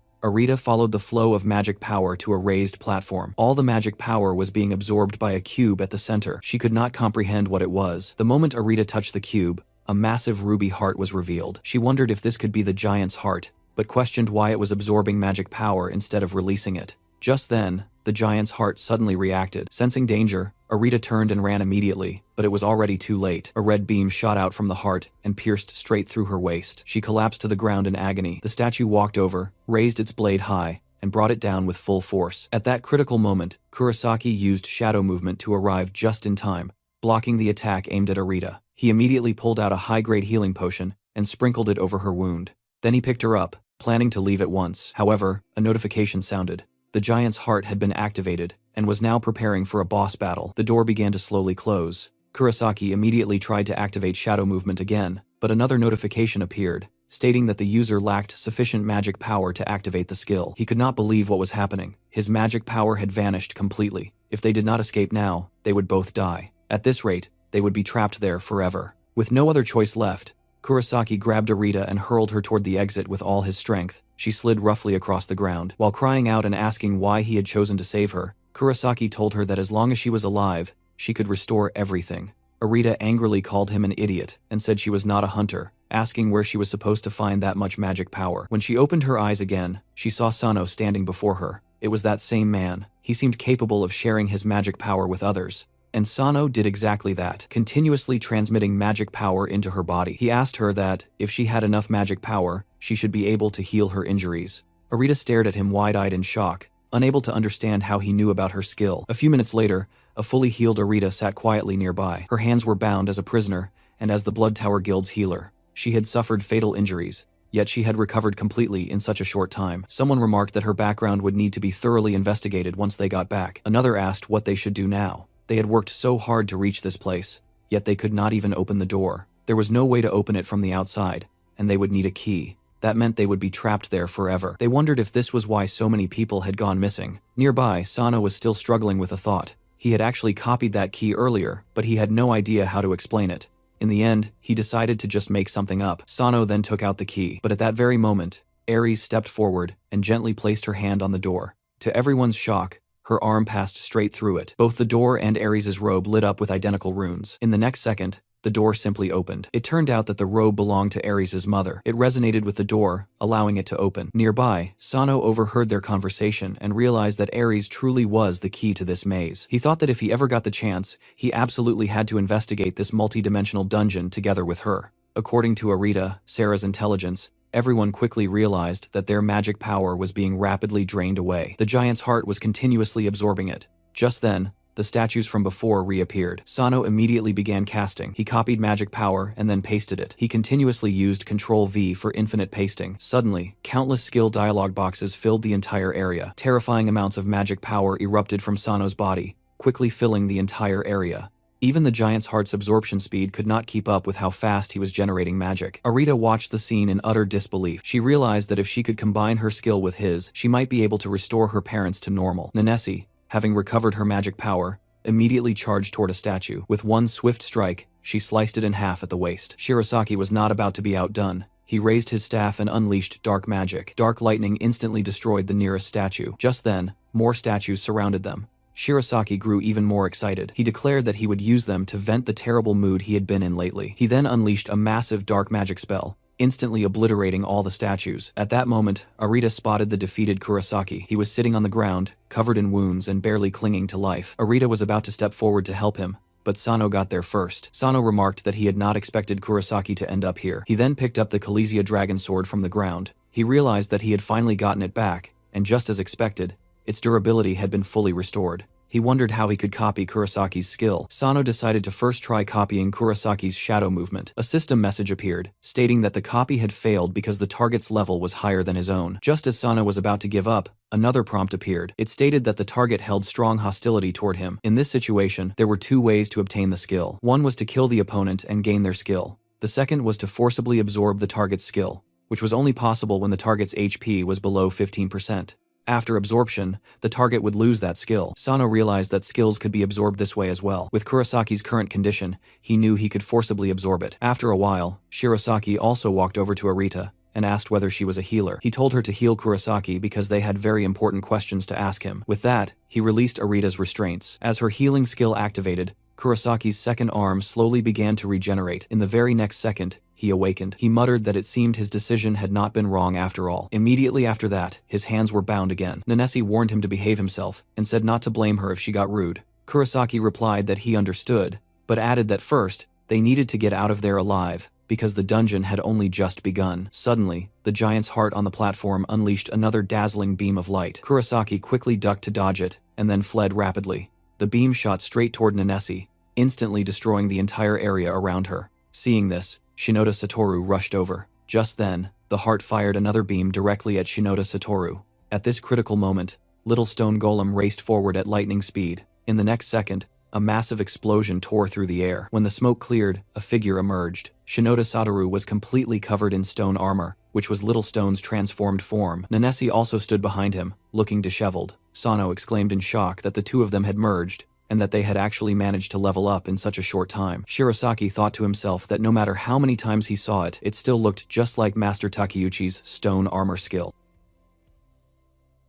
With his powerful dark skill, Shirosaki instantly eliminated the remaining monsters there. They even dropped a large number of rubies, which Little Stone Golem found extremely appetizing. It sat down and began chewing them voraciously. Just like that, Little Stone Golem leveled up. Its status read that it was now a Snow Mountain Golem at level 2, capable of growing up to level 10. It currently possessed Freeform Change level 2, and the ability to share senses with its master at level 2. Shinoda Satoru praised Little Stone, calling it amazing and expressing shock that it had leveled up. Back in the present, the giant's heart's attacks grew increasingly fierce. They were so powerful that even Shirosaki's protective barrier eventually shattered. These beams were made of high-density magic power, and ordinary defensive magic simply could not withstand them. Just then, a furious Nanesi stepped forward. She showed no fear and directly swung her sword to split the beam that was about to strike her. Sano realized that because the beam's density was so high, it could actually be split with a sword. However, even with that, they still could not get close. He thought that since he could generate infinite magic power, the giant's heart would just keep absorbing it and firing beams.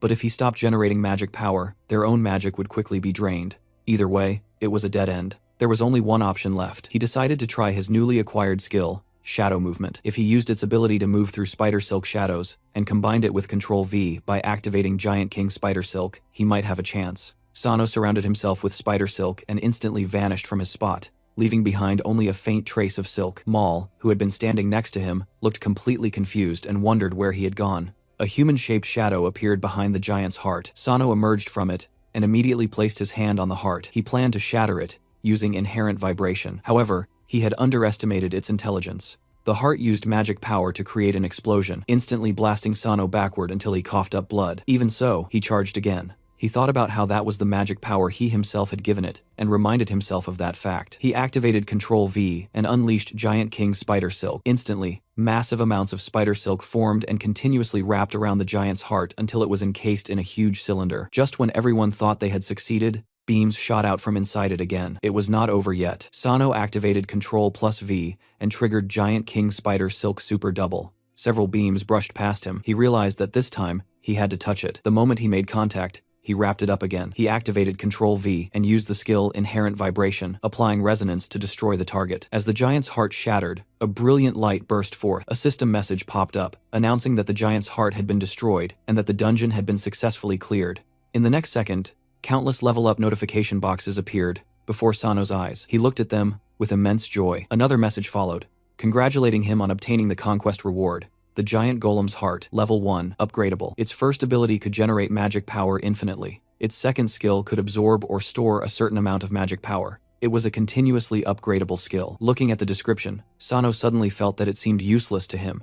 Then another notification appeared. Control-C had been upgraded. It could now automatically copy copyable objects. This realization amazed him completely. Shinoda Satoru came running over, calling Sano absolutely incredible. Sano immediately told him not to get close and said he did not like men. At that moment, Shirosaki walked over and seriously congratulated Sano on obtaining the giant's heart. He said that after they returned, he would like to talk with him. However, Sano simply walked past, saying that if Shirosaki wanted the giant's heart, he could sell it to him at a high price. Shirosaki became extremely excited by the offer. After some rest and reorganization, Sano returned the Kalesia Dragon Sword to Ares. Suddenly, Maul stepped forward and asked whether Sano had just used the Blood Tower Guild's advanced skill. He pointed out that Sano had moved a great distance just now. Sano immediately broke out in a cold sweat and quickly made up an excuse, saying that he had used spider silk to pull himself over quickly. Maul was about to say more, but Nanesi interrupted him. She stated that asking about someone's skills was very rude. She told everyone to leave and said that they still needed to hurry back and investigate those two people. As they walked, Kurosaki quietly spoke to Arita.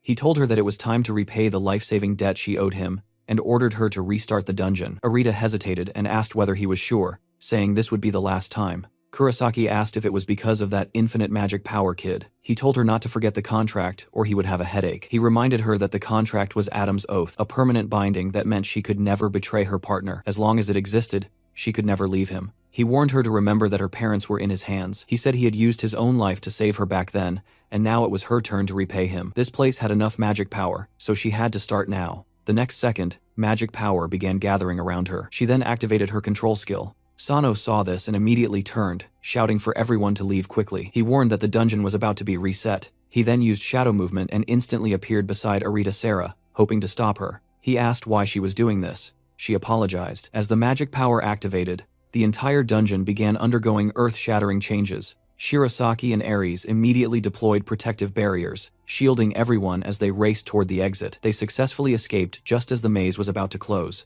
reaching the city above and outside the dungeon. Just then, the maze exit completely closed. Shinoda Satoru shouted anxiously that they were still inside. Meanwhile, inside the dungeon, things had not completely reset. Kurosaki had already freed himself from his restraints. Holding his sword, he slowly approached and asked what was going on. He realized the dungeon had not completely reset. Arita explained that this guy had pulled her out while she was activating the skill, so the reset had been cancelled halfway through. Kurosaki mused that he understood. He said it did not matter anyway because the others were all gone. As long as he could get the giant's heart, everything would be fine. Sano looked angrily at his opponent and planned to use the giant king spider skill. However, in the next second, he stared in disbelief at a dialogue box that appeared. It read, "Cannot find object." He wondered what that meant. Kurosaki explained that it was useless. What had been reset was not just the maze, but Sano himself as well. Hearing this, Sano immediately brought up his information panel. It showed Sano Haruto at level 1, with skill proficiency level 1. Both Control-C and Control-V had returned to their initialized state. Then Sano noticed something else. His panel also showed that an unconfirmed object had been copied and could be pasted. The next second, a sword light flashed as blood splattered. Kurosaki directly slashed Sano, severely wounding him. He sneered and said goodbye,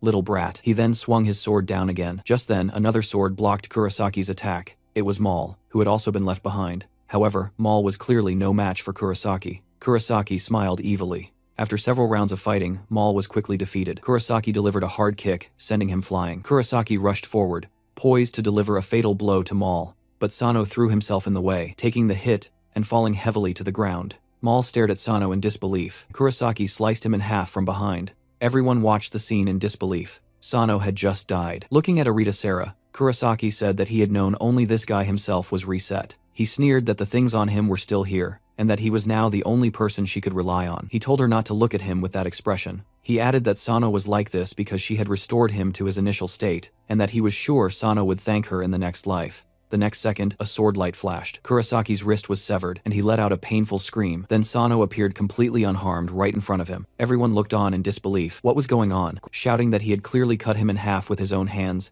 and demanding to know what kind of skill this was. Grabbing his sword, Kurosaki lunged at Sano, Just then, Sano activated Giant King Spider Thread. The threads instantly wrapped around Kurosaki. He tried to use shadow movement to break free, but a system message popped up stating that this skill had been removed and could not be used. Kurosaki stared wide-eyed at the prompt in the dialogue box. Too many unbelievable things were happening before him. He demanded that Arita to restart the dungeon once more. However, Arita no longer wanted to be an accomplice. Kurosaki snarled, asking if she had forgotten about their contract, and ordering her to move quickly if she did not want to die. At that moment, the contract bracelet on Arita's hand pulsed with electric currents, threatening her if she did not comply. Sano noticed this change and realized that this was why she was bound, because of a contract bracelet. With a single step, Sano instantly appeared beside Arita. Grabbing her wrist, he activated Control-C and Inherent Vibration. The next second, the contract bracelet shattered. The shackles in Arita's heart seemed to break, along with the bracelet. From that moment on, she was completely free from Kurosaki's control. Sano declared that now Kurosaki could not command anyone. He told him to go to hell and despair. The next second, Sano used the shadow movement skill to instantly appear in front of Kurosaki. He vowed that today he would use Kurosaki's own skill to kill him.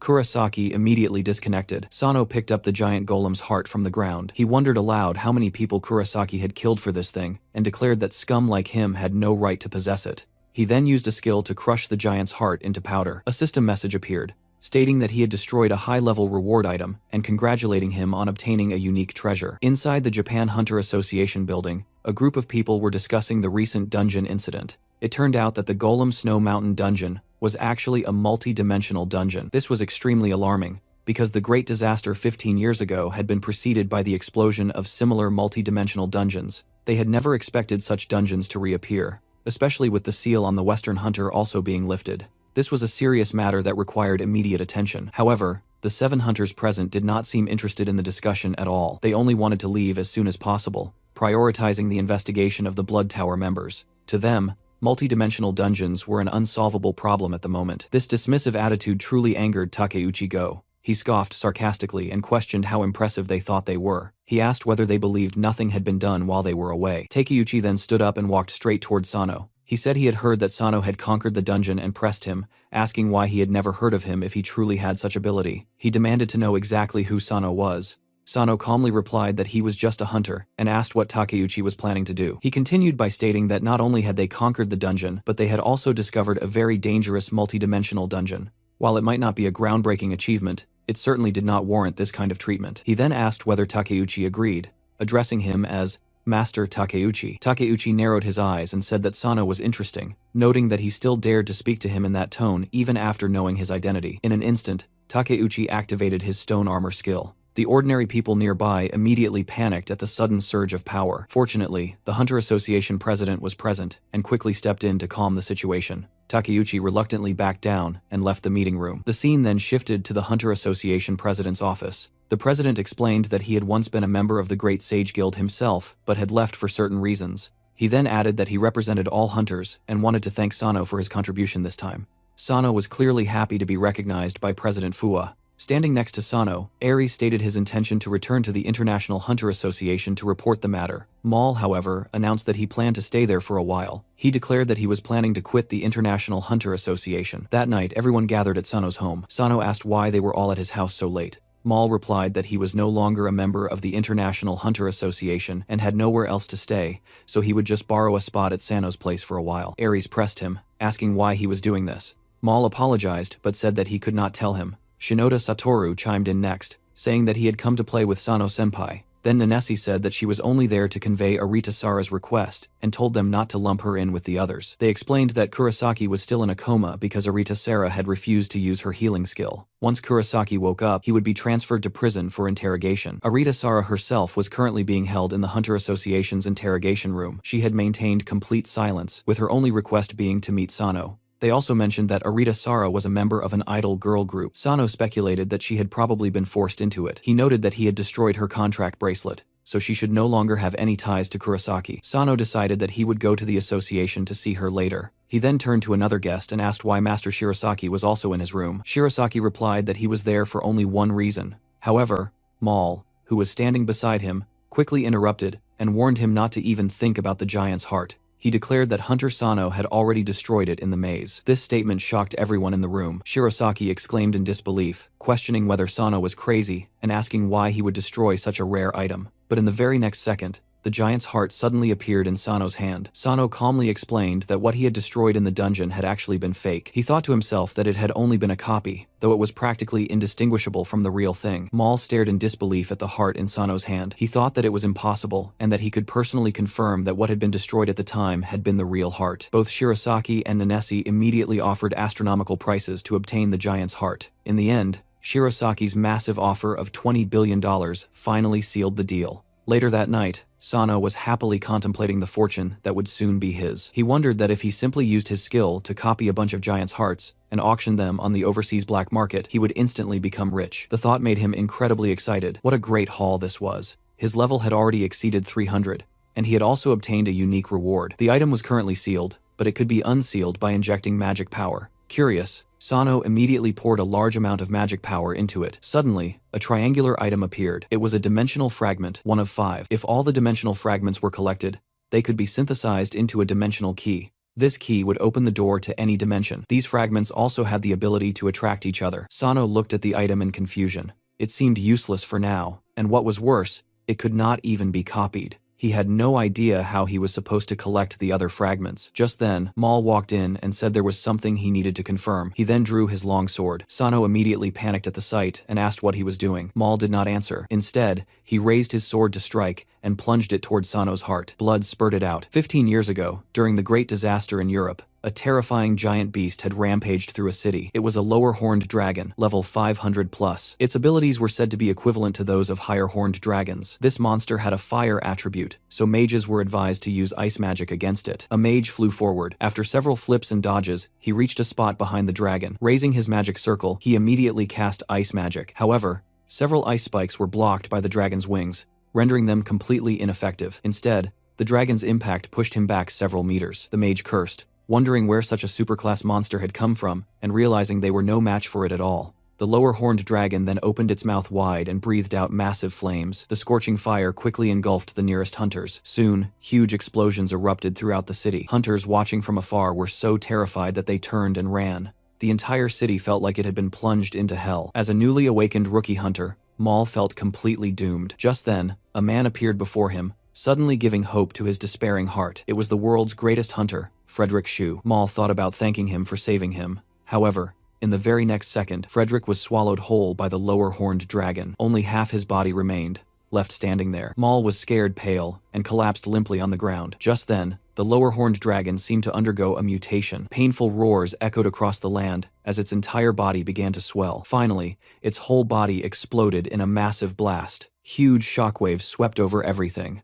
At that moment, the man appeared again, once more standing in front of Mal. Mal was completely shocked and exclaimed that he was actually fine, saying he had clearly seen it with his own eyes just moments ago. When he looked at where the corpse had been, only some black charcoal remained, scattering in the wind. A voice scolded Frederick, asking why he had been told not to use that move in front of outsiders. Only then did Mal realize there was a female mage standing right behind him. She was the one who had saved him from the explosion. Frederick explained that it had been an emergency, and that it was the fastest way to defeat that monster. He said the lower-horned dragon's scales were incredibly hard, and normal attacks had no effect on it. If they had left it alone, the entire country would have been destroyed. He asked whether Mal had seen it, and hoped Mal could help him keep this secret. Gradually, hunters started approaching the area. Seeing this, Frederick turned to leave. He said goodbye and expressed hope that when they met again, Mal would have grown into a great hunter. Mal hurried forward and introduced himself, saying he was Mal Grant from the Grant family, and that he was a recently awakened hunter. He asked Frederick to remember him. Frederick replied that he would remember Mal Grant. However, what Mal had not expected was that after Frederick's disappearance, he would meet someone with the same skill. Mal admitted that he knew this was rash, but he wanted to personally verify whether his guess was correct. Raising his hand, he swung the blade and stabbed towards Sano. The moment Sano died, his body turned to ash and scattered. Then Sano revived, appearing behind Mal. Sano asked why he had killed him. Mal breathed a sigh of relief, proving his guess had been correct. He apologized and said that no matter what, he had wanted to see this skill with his own eyes. Sano asked whether Mal had not been afraid his guess might be wrong, and what if he had really died. At that moment, Shinoda Satoru appeared at the door and witnessed the entire scene. Sano said that things were getting more and more troublesome. After some explanation and apology, Mal decided to serve at Sano's side as compensation. Aries said that there really was a skill for resurrection from death, and Shinoda Satoru wondered if this was why Senpai was so powerful. This made Shinoda Satoru extremely excited. Sano said they should put this aside for now. He then asked Aries why she had not gone home and how she had come back. Aries explained that it was because of that thing. Sano looked in surprise at the item in Aries' hand. While Aries had been on her way home, the fragment she carried had suddenly reacted. Following its guidance, she had returned there. The fragment in Sano's hand was number 5. The one in Aries' hand was number 1. Sano said that his was a unique reward he had gotten from destroying the giant's heart, and Aries said that hers was her mother's relic. According to the notes her mother had left behind, fragments attracted each other. Now it had been confirmed. This meant it would be easier to obtain the other fragments in the future. Shinoda Satoru asked what exactly this thing was for. Aries explained that if all the fragments were collected, they could synthesize a key to the dimensional gate. It would be like the multi-dimensional dungeon they had experienced this time. If they possessed this key, they could move freely in multi-dimensional space. Sano asked whether she had come to Japan not only to find her mother, but also to collect information about dimensional fragments. Aries answered that she believed her parents were still alive in another dimension. She said she did not believe they would die so easily. That meant they might currently be trapped in another dimension, or there was some reason they could not return. If that was the case, the reason might be more terrifying than the great disaster 15 years ago. Anyway, as long as they had the dimensional key, they could close multi-dimensional dungeons and prevent great disasters. But how did this thing become a key? Just then, little stone golem lightly touched the fragment. Instantly, the corners of the two fragments attracted each other. Then they emitted a dazzling light. After the light faded, the fragments were completely joined together. So that was how they connected. The resonance between them was even more intense than before. Meanwhile, at the European headquarters of the Star Stadium Guild, the elf man suddenly noticed his dimensional fragment reacting. A sinister smile spread across his face as he thought that it looked like he could finally go home. Just then, a white-haired man suddenly appeared behind him and asked what he was laughing about. He added that the Blood Tower Guild guys had not responded and that it looked like the mission had failed. Seeing the other person, the elf man immediately knelt down and addressed him as Mr. Michael. He congratulated Michael on finally obtaining Control X, saying that now he could move freely, and that he had taken another step on the path to becoming a transcendent. Michael replied that he could currently only use it for short-distance movement, and that he needed to use C to make it evolve. He then reassured him that this might be realized very soon. He explained that the dimensional fragments had just resonated, and that 2 of them should have connected. He added that the one in his hand would tell them where the other pieces were. The elf man asked whether that meant Michael could go home soon. He then asked whether Michael's world had its own dimensional key. Michael clarified that there was one, but that it was currently impossible to open the dimensional gate from the other side. He said that 15 years ago, it had all been because of that damn mage, the Western Hunter. All dimensional gates connected to Blue Star had been sealed,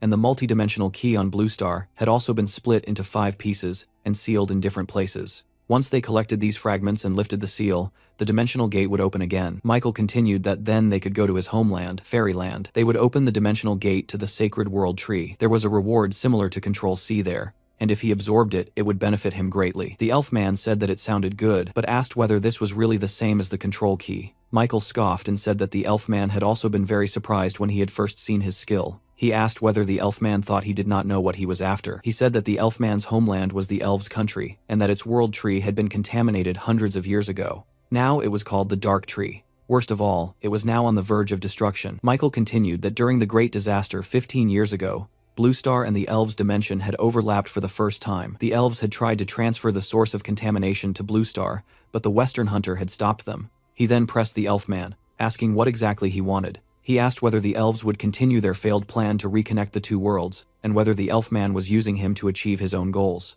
The Elf Man immediately broke into a cold sweat. He felt very guilty and was just about to make excuses, but the white-haired man suddenly said that he actually did not care about this at all. He said he just wanted to use the elf man to open more multi-dimensional worlds and absorb more skills, becoming like those transcendents. He added that he did not care what happened to this world, and that from now on, he would act personally. Hearing this, the elf man immediately panicked and exclaimed that Michael could not leave yet. He said that Michael was the leader of the Star Stadium Guild, and if he left without a proper reason, he might attract some unwanted attention. Michael calmly stated that he had already considered this possibility. He said that he had ordered Lucas to execute Plan B. Once preparations were complete, they would have sufficient reason to let him act freely. Meanwhile, in Japan, Sano brought Shinoda, Satoru, and Mal to conquer a high-level maze called the Forest of Death. Their target was the Knoll, a level 90 monster that fused fairy and wolf. Although their individual combat ability was low, they were very intelligent and usually appeared in groups, making them very dangerous. Shinoda nervously said that this seemed like too many enemies, and that there were only 3 of them. Sano scoffed and said that this was a great place for grinding. He excitedly began provoking the nearby gnolls, asking what they were waiting for and telling them to come attack him.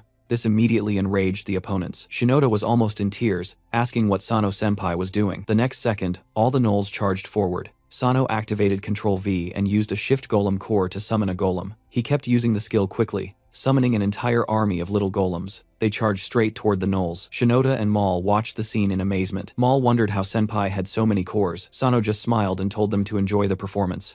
Maul wondered what exactly his skill was, since he could actually summon so many golems. Soon, both sides were locked in a fierce battle. The golem army charged forward with crushing force, instantly sending a large group of gnolls flying. Sano mused that they looked like a bunch of delinquents, and that his little stone must never learn from them. The battle ended quickly. Sano crouched down and petted a golem, thanking it for its hard work. Then he recalled them, and opened his system inventory to check something. He muttered that he did not have enough space to create a golem squad, and decided to forget about it for now, saying it was time to go see Arita. They would soon reach the Hunter Association's interrogation room. Inside, only Arita Sarah sat quietly. She had not eaten for 3 days. No matter what they asked, she remained silent, only saying she wanted to see Sano. Sano asked whether their conversation could be kept private. Nanesi replied apologetically that given the nature of the investigation, they could not meet his request. Sano brought a cup of water inside and asked if she was thirsty, saying they would talk after she drank. Arita glanced at him, then picked up the cup and drank it down. Sano asked whether she wanted to know what his skill was exactly, saying it was no secret, and that his skill was infinite mana generation. Arita then said that if he could help her, she would cooperate with the investigation.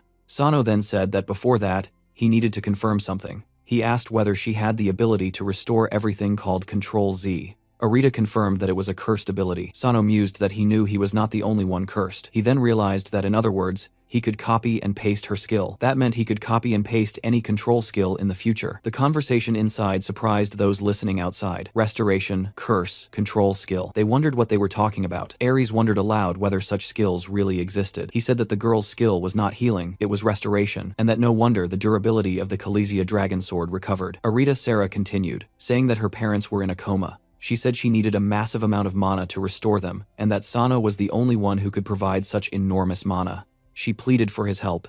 Sano replied that he understood, and that he could provide however much mana she needed. In exchange, he said that he needed her too. He placed his hand on her handcuffs. Everyone outside looked puzzled, wondering what Sano was trying to do. The next second, Sano activated Control C to copy the target skill. However, unexpectedly, the system prompted that copying was impossible. Sano was confused and wondered why this was happening. He thought that he had considered before that there might be skills that could not be copied, but he never expected to encounter one today. He cursed his bad luck. Arita stared at her hand, which he was gripping tightly. She felt bewildered and asked what he was doing. Sano then realized what he was doing and quickly let go of her hand. Suddenly, a red dialog box popped up. It read that Control C skills and special skills could not be copied. However, if the user eliminated the target, the skill could be absorbed. Sano felt extremely depressed after seeing such a cruel rule. He thought that he could not just kill someone for a skill, and wondered if there was no other way. He even thought that maybe he could wait until she died of old age and then absorb it. Outside, everyone watched, puzzled by what was happening inside. Nanesi could not watch any longer, and quickly asked what was going on inside. Sano quickly replied that he was sorry, and that he had just been spacing out, saying everything was going smoothly in there. He then decided to forget it, and help wake up her parents first, to gain her trust. He thought that maybe he would find a better way soon. That same afternoon, everyone gathered at Hunter Center Hospital. Many people had been attacked by mysterious creatures during the Great Disaster, resulting in mana poisoning. This hospital was the only one accepting such patients. Sano questioned Arita, asking whether this was why she needed to cooperate with Kurosaki. She explained that she needed a lot of money for treatment. Sano then wondered whether Kurosaki was also receiving treatment here now. Nanesi replied that he was in the underground facility, and that once he woke up, he would be taken to prison for investigation. Just then, a man brushed past Maul. Maul wondered why this guy was here. It was Lucas, the one who used Control F. The scene then shifted to Lucas as he arrived at the underground facility. 2 guards quickly stepped forward to stop him. They announced that this was a restricted area, and that entry without permission was prohibited. Lucas confidently pulled out a small card and thanked them both for their hard work, saying this was his permit. However, what was actually written on the card was Control F. In the next second, the text began to change. Countless black energy emerged from the card, quickly attacking the 2 guards. It soon engulfed them completely. After this baptism of black energy, the 2 guards were completely controlled. They became mindless puppets. Lucas walked straight in, making his way to Kurosaki. Then he took out a strange orb. Its surface was wrapped in purple leaves, and it continuously emitted black energy. The scene briefly shifted to a previous meeting with the elf man. The elf man had told Lucas that there was something only he could do. He said that if the Blood Tower Guild failed, he wanted Lucas to deploy this throughout City C. Lucas had seen this thing and instinctively felt disgusted. He had quickly stepped back. The elf man had continued, explaining that this was a fruit brought from his homeland, a fruit from a contaminated world tree. Using this fruit as a barrier, they could open a subspace. The elf man had added that Lucas might not know what subspace was, and said he would show him now. The scene before Lucas's eyes at that time had filled him with terror. The elf man's fruit had already opened a portal. The space above was torn open, revealing a terrifying giant beast inside. Back in the present, Lucas looked at the purple fruit in his hand. He thought that that guy wanted to turn the entire city into hell. He cursed, and thought that he needed to save people first. He thought that they were too closely related to his family, and that now was not the time to back down. Upstairs in the hospital room, Arita Sara's parents had successfully recovered. Shinoda Satoru was moved to tears by this heartwarming scene. Nanesi suddenly had some ideas after witnessing this miraculous skill. She wondered whether restoration was truly more powerful than the strongest healers, and thought that she needed to find a way to keep this girl in the association. Sano then questioned where Mal had gone.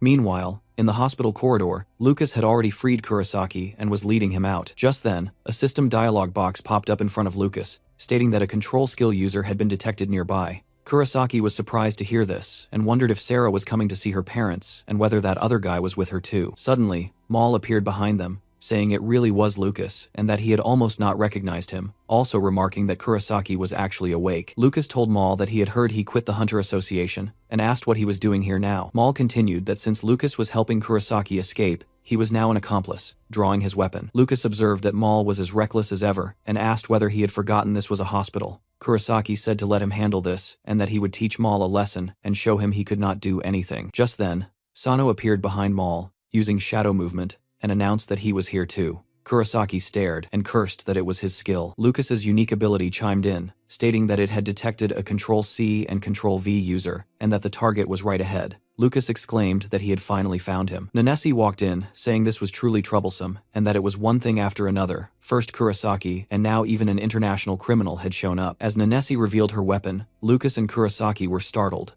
Nanesi muttered to herself that it was the witch's blade, and that today really was a terrible day, saying she had to work overtime everywhere she went. Seeing Nanesi with a weapon immediately drew onlookers, who whispered whether that was Hunter Nanesi and why she was carrying a weapon in the hospital. Nanesi calmly addressed the situation, saying this was a hospital, and asking whether they could resolve this peacefully. She then took out 2 mana suppression handcuffs and said that if they were willing to wear these, she would be happy to talk with them both. Kurosaki smirked, and it seemed there was no room for communication. He suddenly grabbed a nearby passerby and yelled that everyone there was his hostage, asking whether they could resolve this peacefully now. However, the next second, Nanesi delivered a powerful kick. Kurosaki was sent flying, crashing hard into the corridor wall, before spitting out a large amount of blood. Seeing this, Lucas broke out in a cold sweat, thinking that the attack was too fast and that he could not see it clearly at all. Nanesi then turned to Lucas and asked whether he should be different from Kurosaki, and whether they could resolve this peacefully. Lucas glanced at the unconscious Kurosaki, debating whether he should use that thing. The scene shifted to his meeting with the elf. When Lucas had asked why he had been chosen, the elf man had explained that this was dark magic power produced by the contaminated world tree, and that normal people would be poisoned by it. But Lucas was different. He said Lucas was the same as the Blood Tower Guild's leader. Lucas had asked whether that meant Kurosaki was also the same, and the elf man had confirmed it, saying he used dark magic power to operate his skills. He had told Lucas to feel free to use it,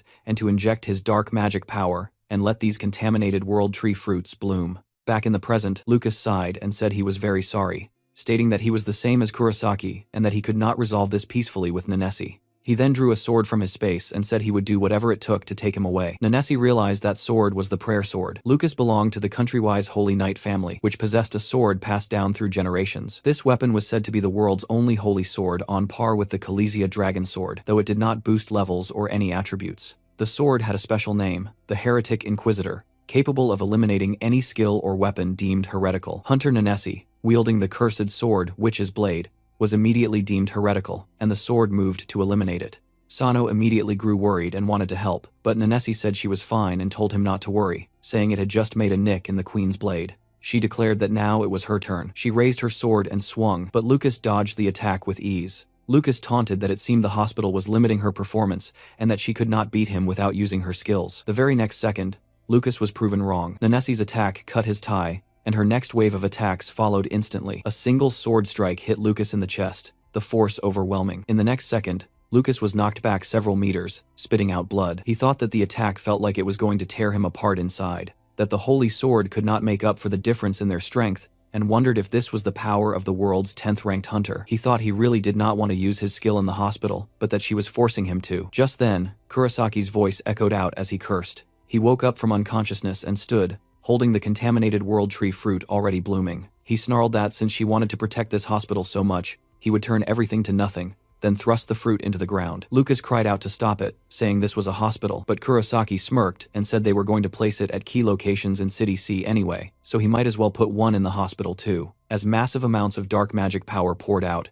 everything around them began to corrode. Mal said this was dark magic power, and that only those with dark skills possessed it, but that this amount was a bit much, and that at this rate everyone in the hospital would suffer mana poisoning. Sano cursed and immediately used shadow movement, instantly appearing behind Kurosaki and wrapping him in spider silk. Kurosaki laughed and said it was too late and that it could not be stopped. The world tree fruit had been in flower form only a second before, and the next second it began to spread and grow wildly. Everyone had to dodge as its thick branches rampaged through every corner of the hospital. In an instant, it formed a small world tree, riddling the entire hospital with holes, and ordinary people inside were suddenly in crisis. Sano and the others quickly began rescue operations, urging people to evacuate as quickly as possible. Patients who could move did so, but many others could not.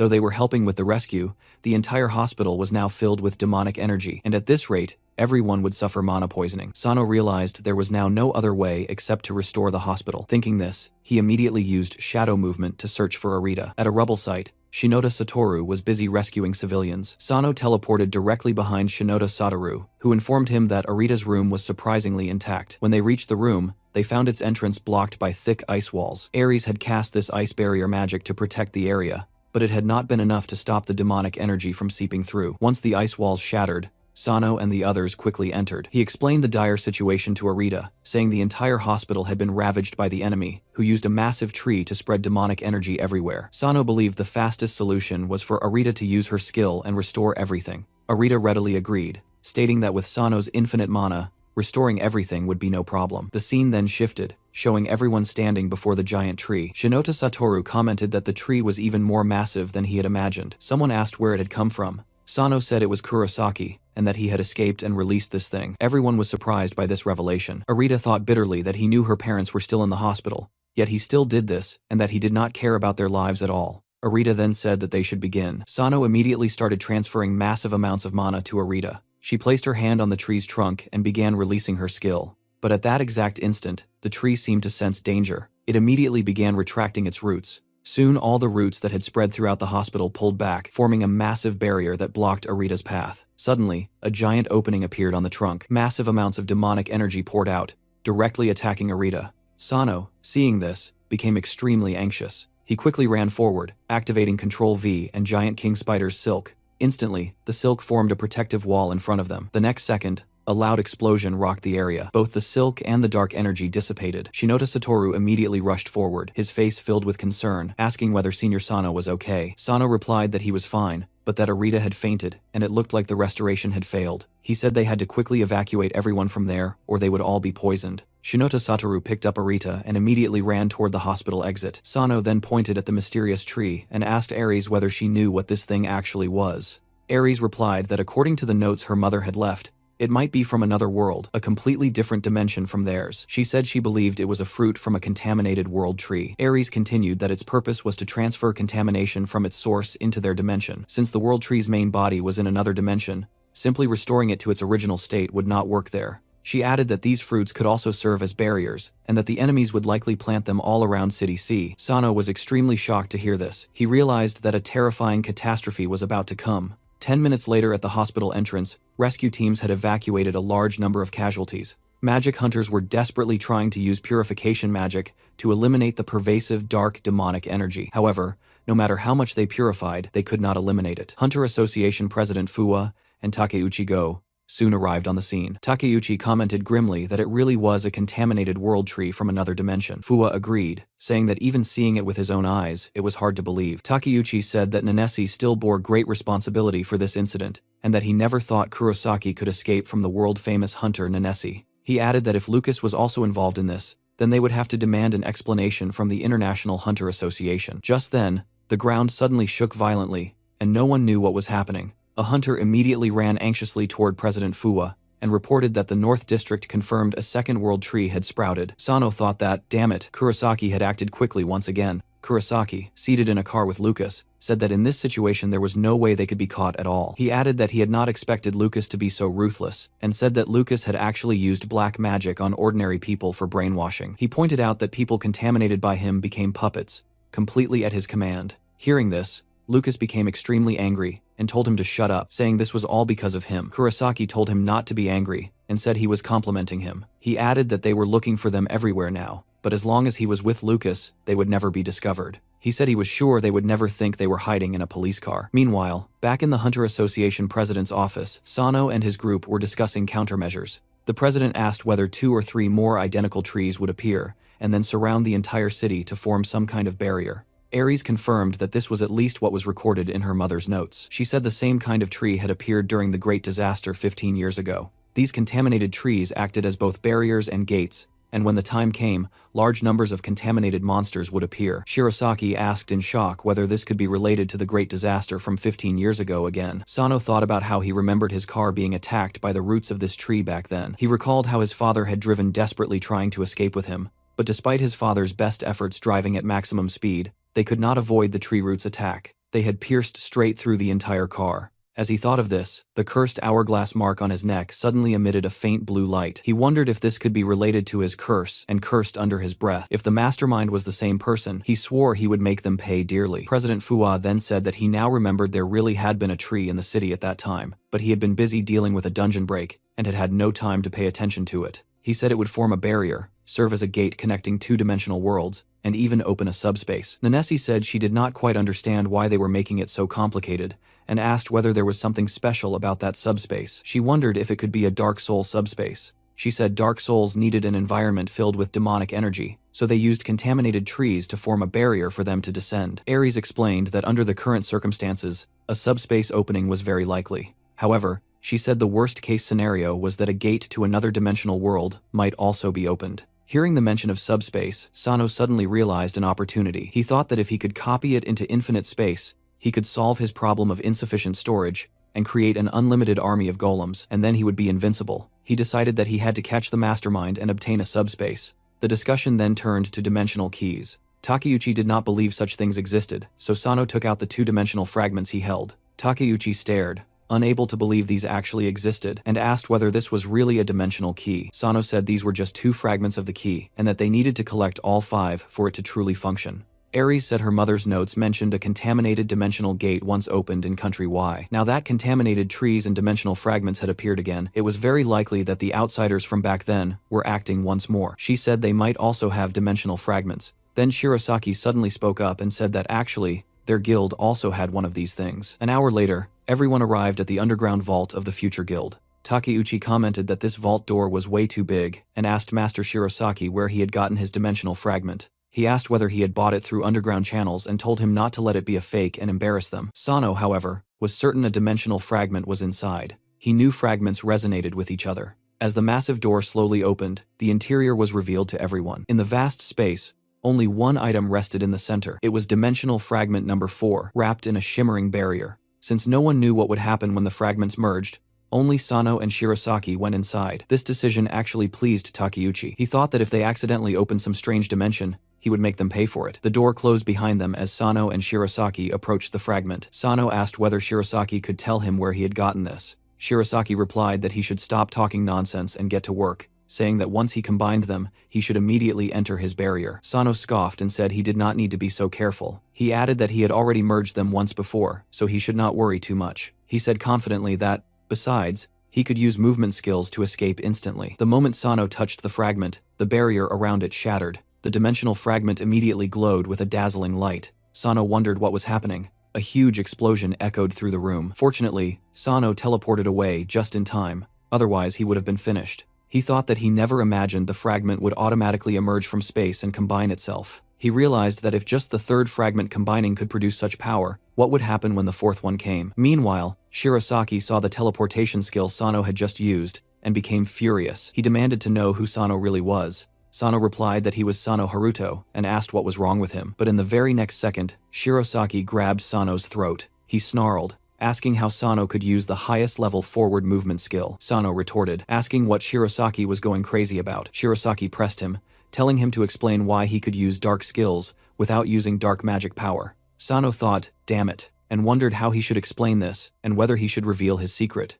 He quickly tried to explain that he could not use dark magic power, but Shirosaki did not believe this nonsense. He raised his staff and cast black lightning directly at Sano. Sano thought, damn it, and wondered why he could not activate shadow movement. Shirosaki sneered. He said that was because black lightning was the only skill that could stop shadow movement. He continued that he had been suspicious of Sano from the beginning and demanded to know who he really was and what had really happened between him and Kurosaki in the Snow Mountain. He asked whether this was all part of Sano's plan. Sano cursed internally, thinking damn it, and wondering how he should explain this. He thought he should not have come in alone with him. Sano knew he had no choice. He thought he had to do this. Then he activated Control-C to copy giant spider silk. Instantly, countless silk threads shot out, completely surrounding Shirosaki. He was quickly wrapped into a tight ball. However, the very next second, something happened inside that ball. Bang! The silk ball exploded instantly. Shirosaki reappeared right in front of Sano. He warned angrily that if Sano did not confess honestly, he would really die there. Sano wondered whether he would really kill him, and why he was so angry. Shirosaki had completely transformed,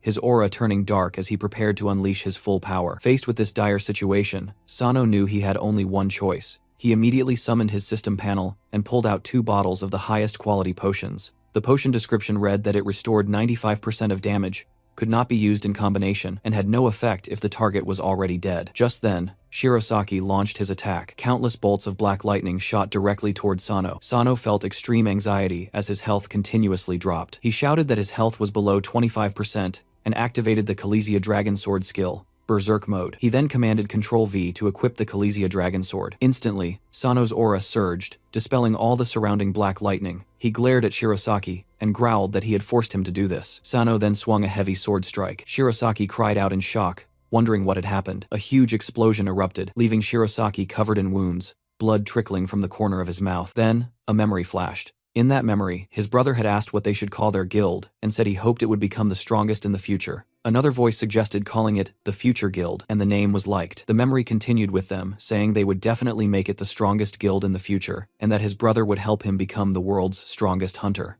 The idea of being the world's strongest hunter sounded really good, and Shirosaki had agreed. Another scene emerged from the past. 10 years ago, they had faced even the King of Hell without fear, eventually defeating him. However, during preparations for a dungeon raid, they discovered an unidentified person had infiltrated their team, but Shirosaki did not care at all. He had said that the dungeon was pretty famous, so it was normal not to recognize everyone who showed up. He had added that they had his return skill, which meant they could escape any danger inside. Even so, his brother had still been very worried.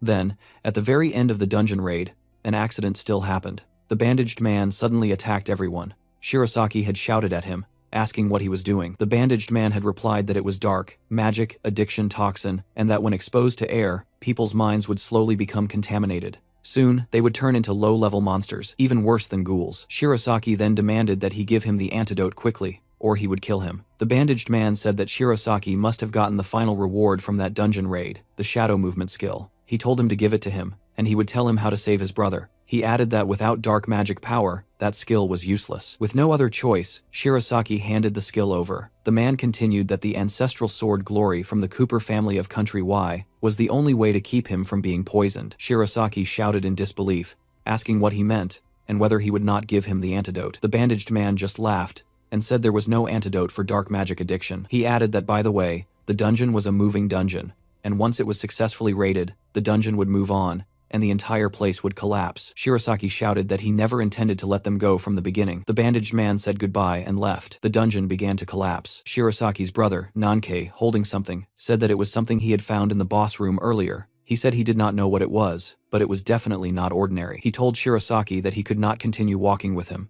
As Nankei's return skill activated, Shirosaki found himself alone back in the guild office. The very next second, he was grief-stricken, shouting up at the sky. Back in the present, 10 years had passed since that day. Shirosaki thought that he had searched every dungeon, but he had never found that moving dungeon again. He knew the chances of his brother still being alive were low, But even if it was just his remains, he had to bring him back. No wonder he had been called the Dungeon Otaku just now. That was thanks to the Dragon Sword's effect. This was also why he had studied dark magic power and dark skills. He did not care about the International Hunter Association's rules at all. Most dark skills should have been destroyed long ago. Shadow movement was an even rarer skill. Probably only that bandaged man could still use it. Sano then said to Shirosaki if he had wanted to ask how he had learned it, and that he would tell him, but Shirosaki interrupted and said there was no need. He said that Sano had just used the Kalesia Dragon Sword, and that he did not think Ares would give that to him. He said he roughly knew Sano's skill, and that it was similar to theft. He said that just like the sword, Sano had stolen the shadow movement skill. He apologized for misunderstanding him,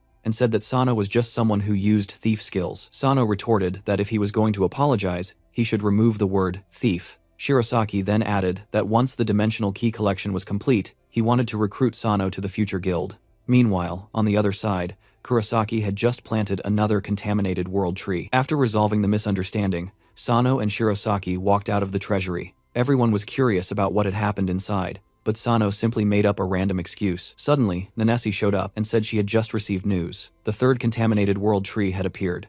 Based on its location, they could now predict Kurosaki's next move. Ares suggested that before anything else, they needed to gather hunters near Ginza. From the barrier's size and location, she predicted that the subspace would appear in Ginza itself. If they could stop him before the fourth world tree appeared, they should be fine. Nanesi said they needed to go back to the association to gather hunters. Turning to Sano and Maul, she asked if the two of them wanted to come along. Sano replied that it was all right, and that they still had preparations to make, so everyone split up to handle their own tasks. Meanwhile, somewhere in Europe, Michael and his guild members were holding a secret meeting. They had just received a support request from Country H, and of course, Country M had been notified as well. The time had come. Michael asked whether the subspace would open normally. The elf replied that, of course it would, and that the subspace opening was inevitable. The subspace would be packed with goblins and half-orc monsters. Someone scoffed, asking whether it would really be just goblins and half-orc monsters, and whether they were underestimating Country H's hunters. The elf simply smiled and said not to worry, because everything was going according to plan. Once the subspace opened in City C, there would be a huge debuff, and they absolutely had to succeed this time.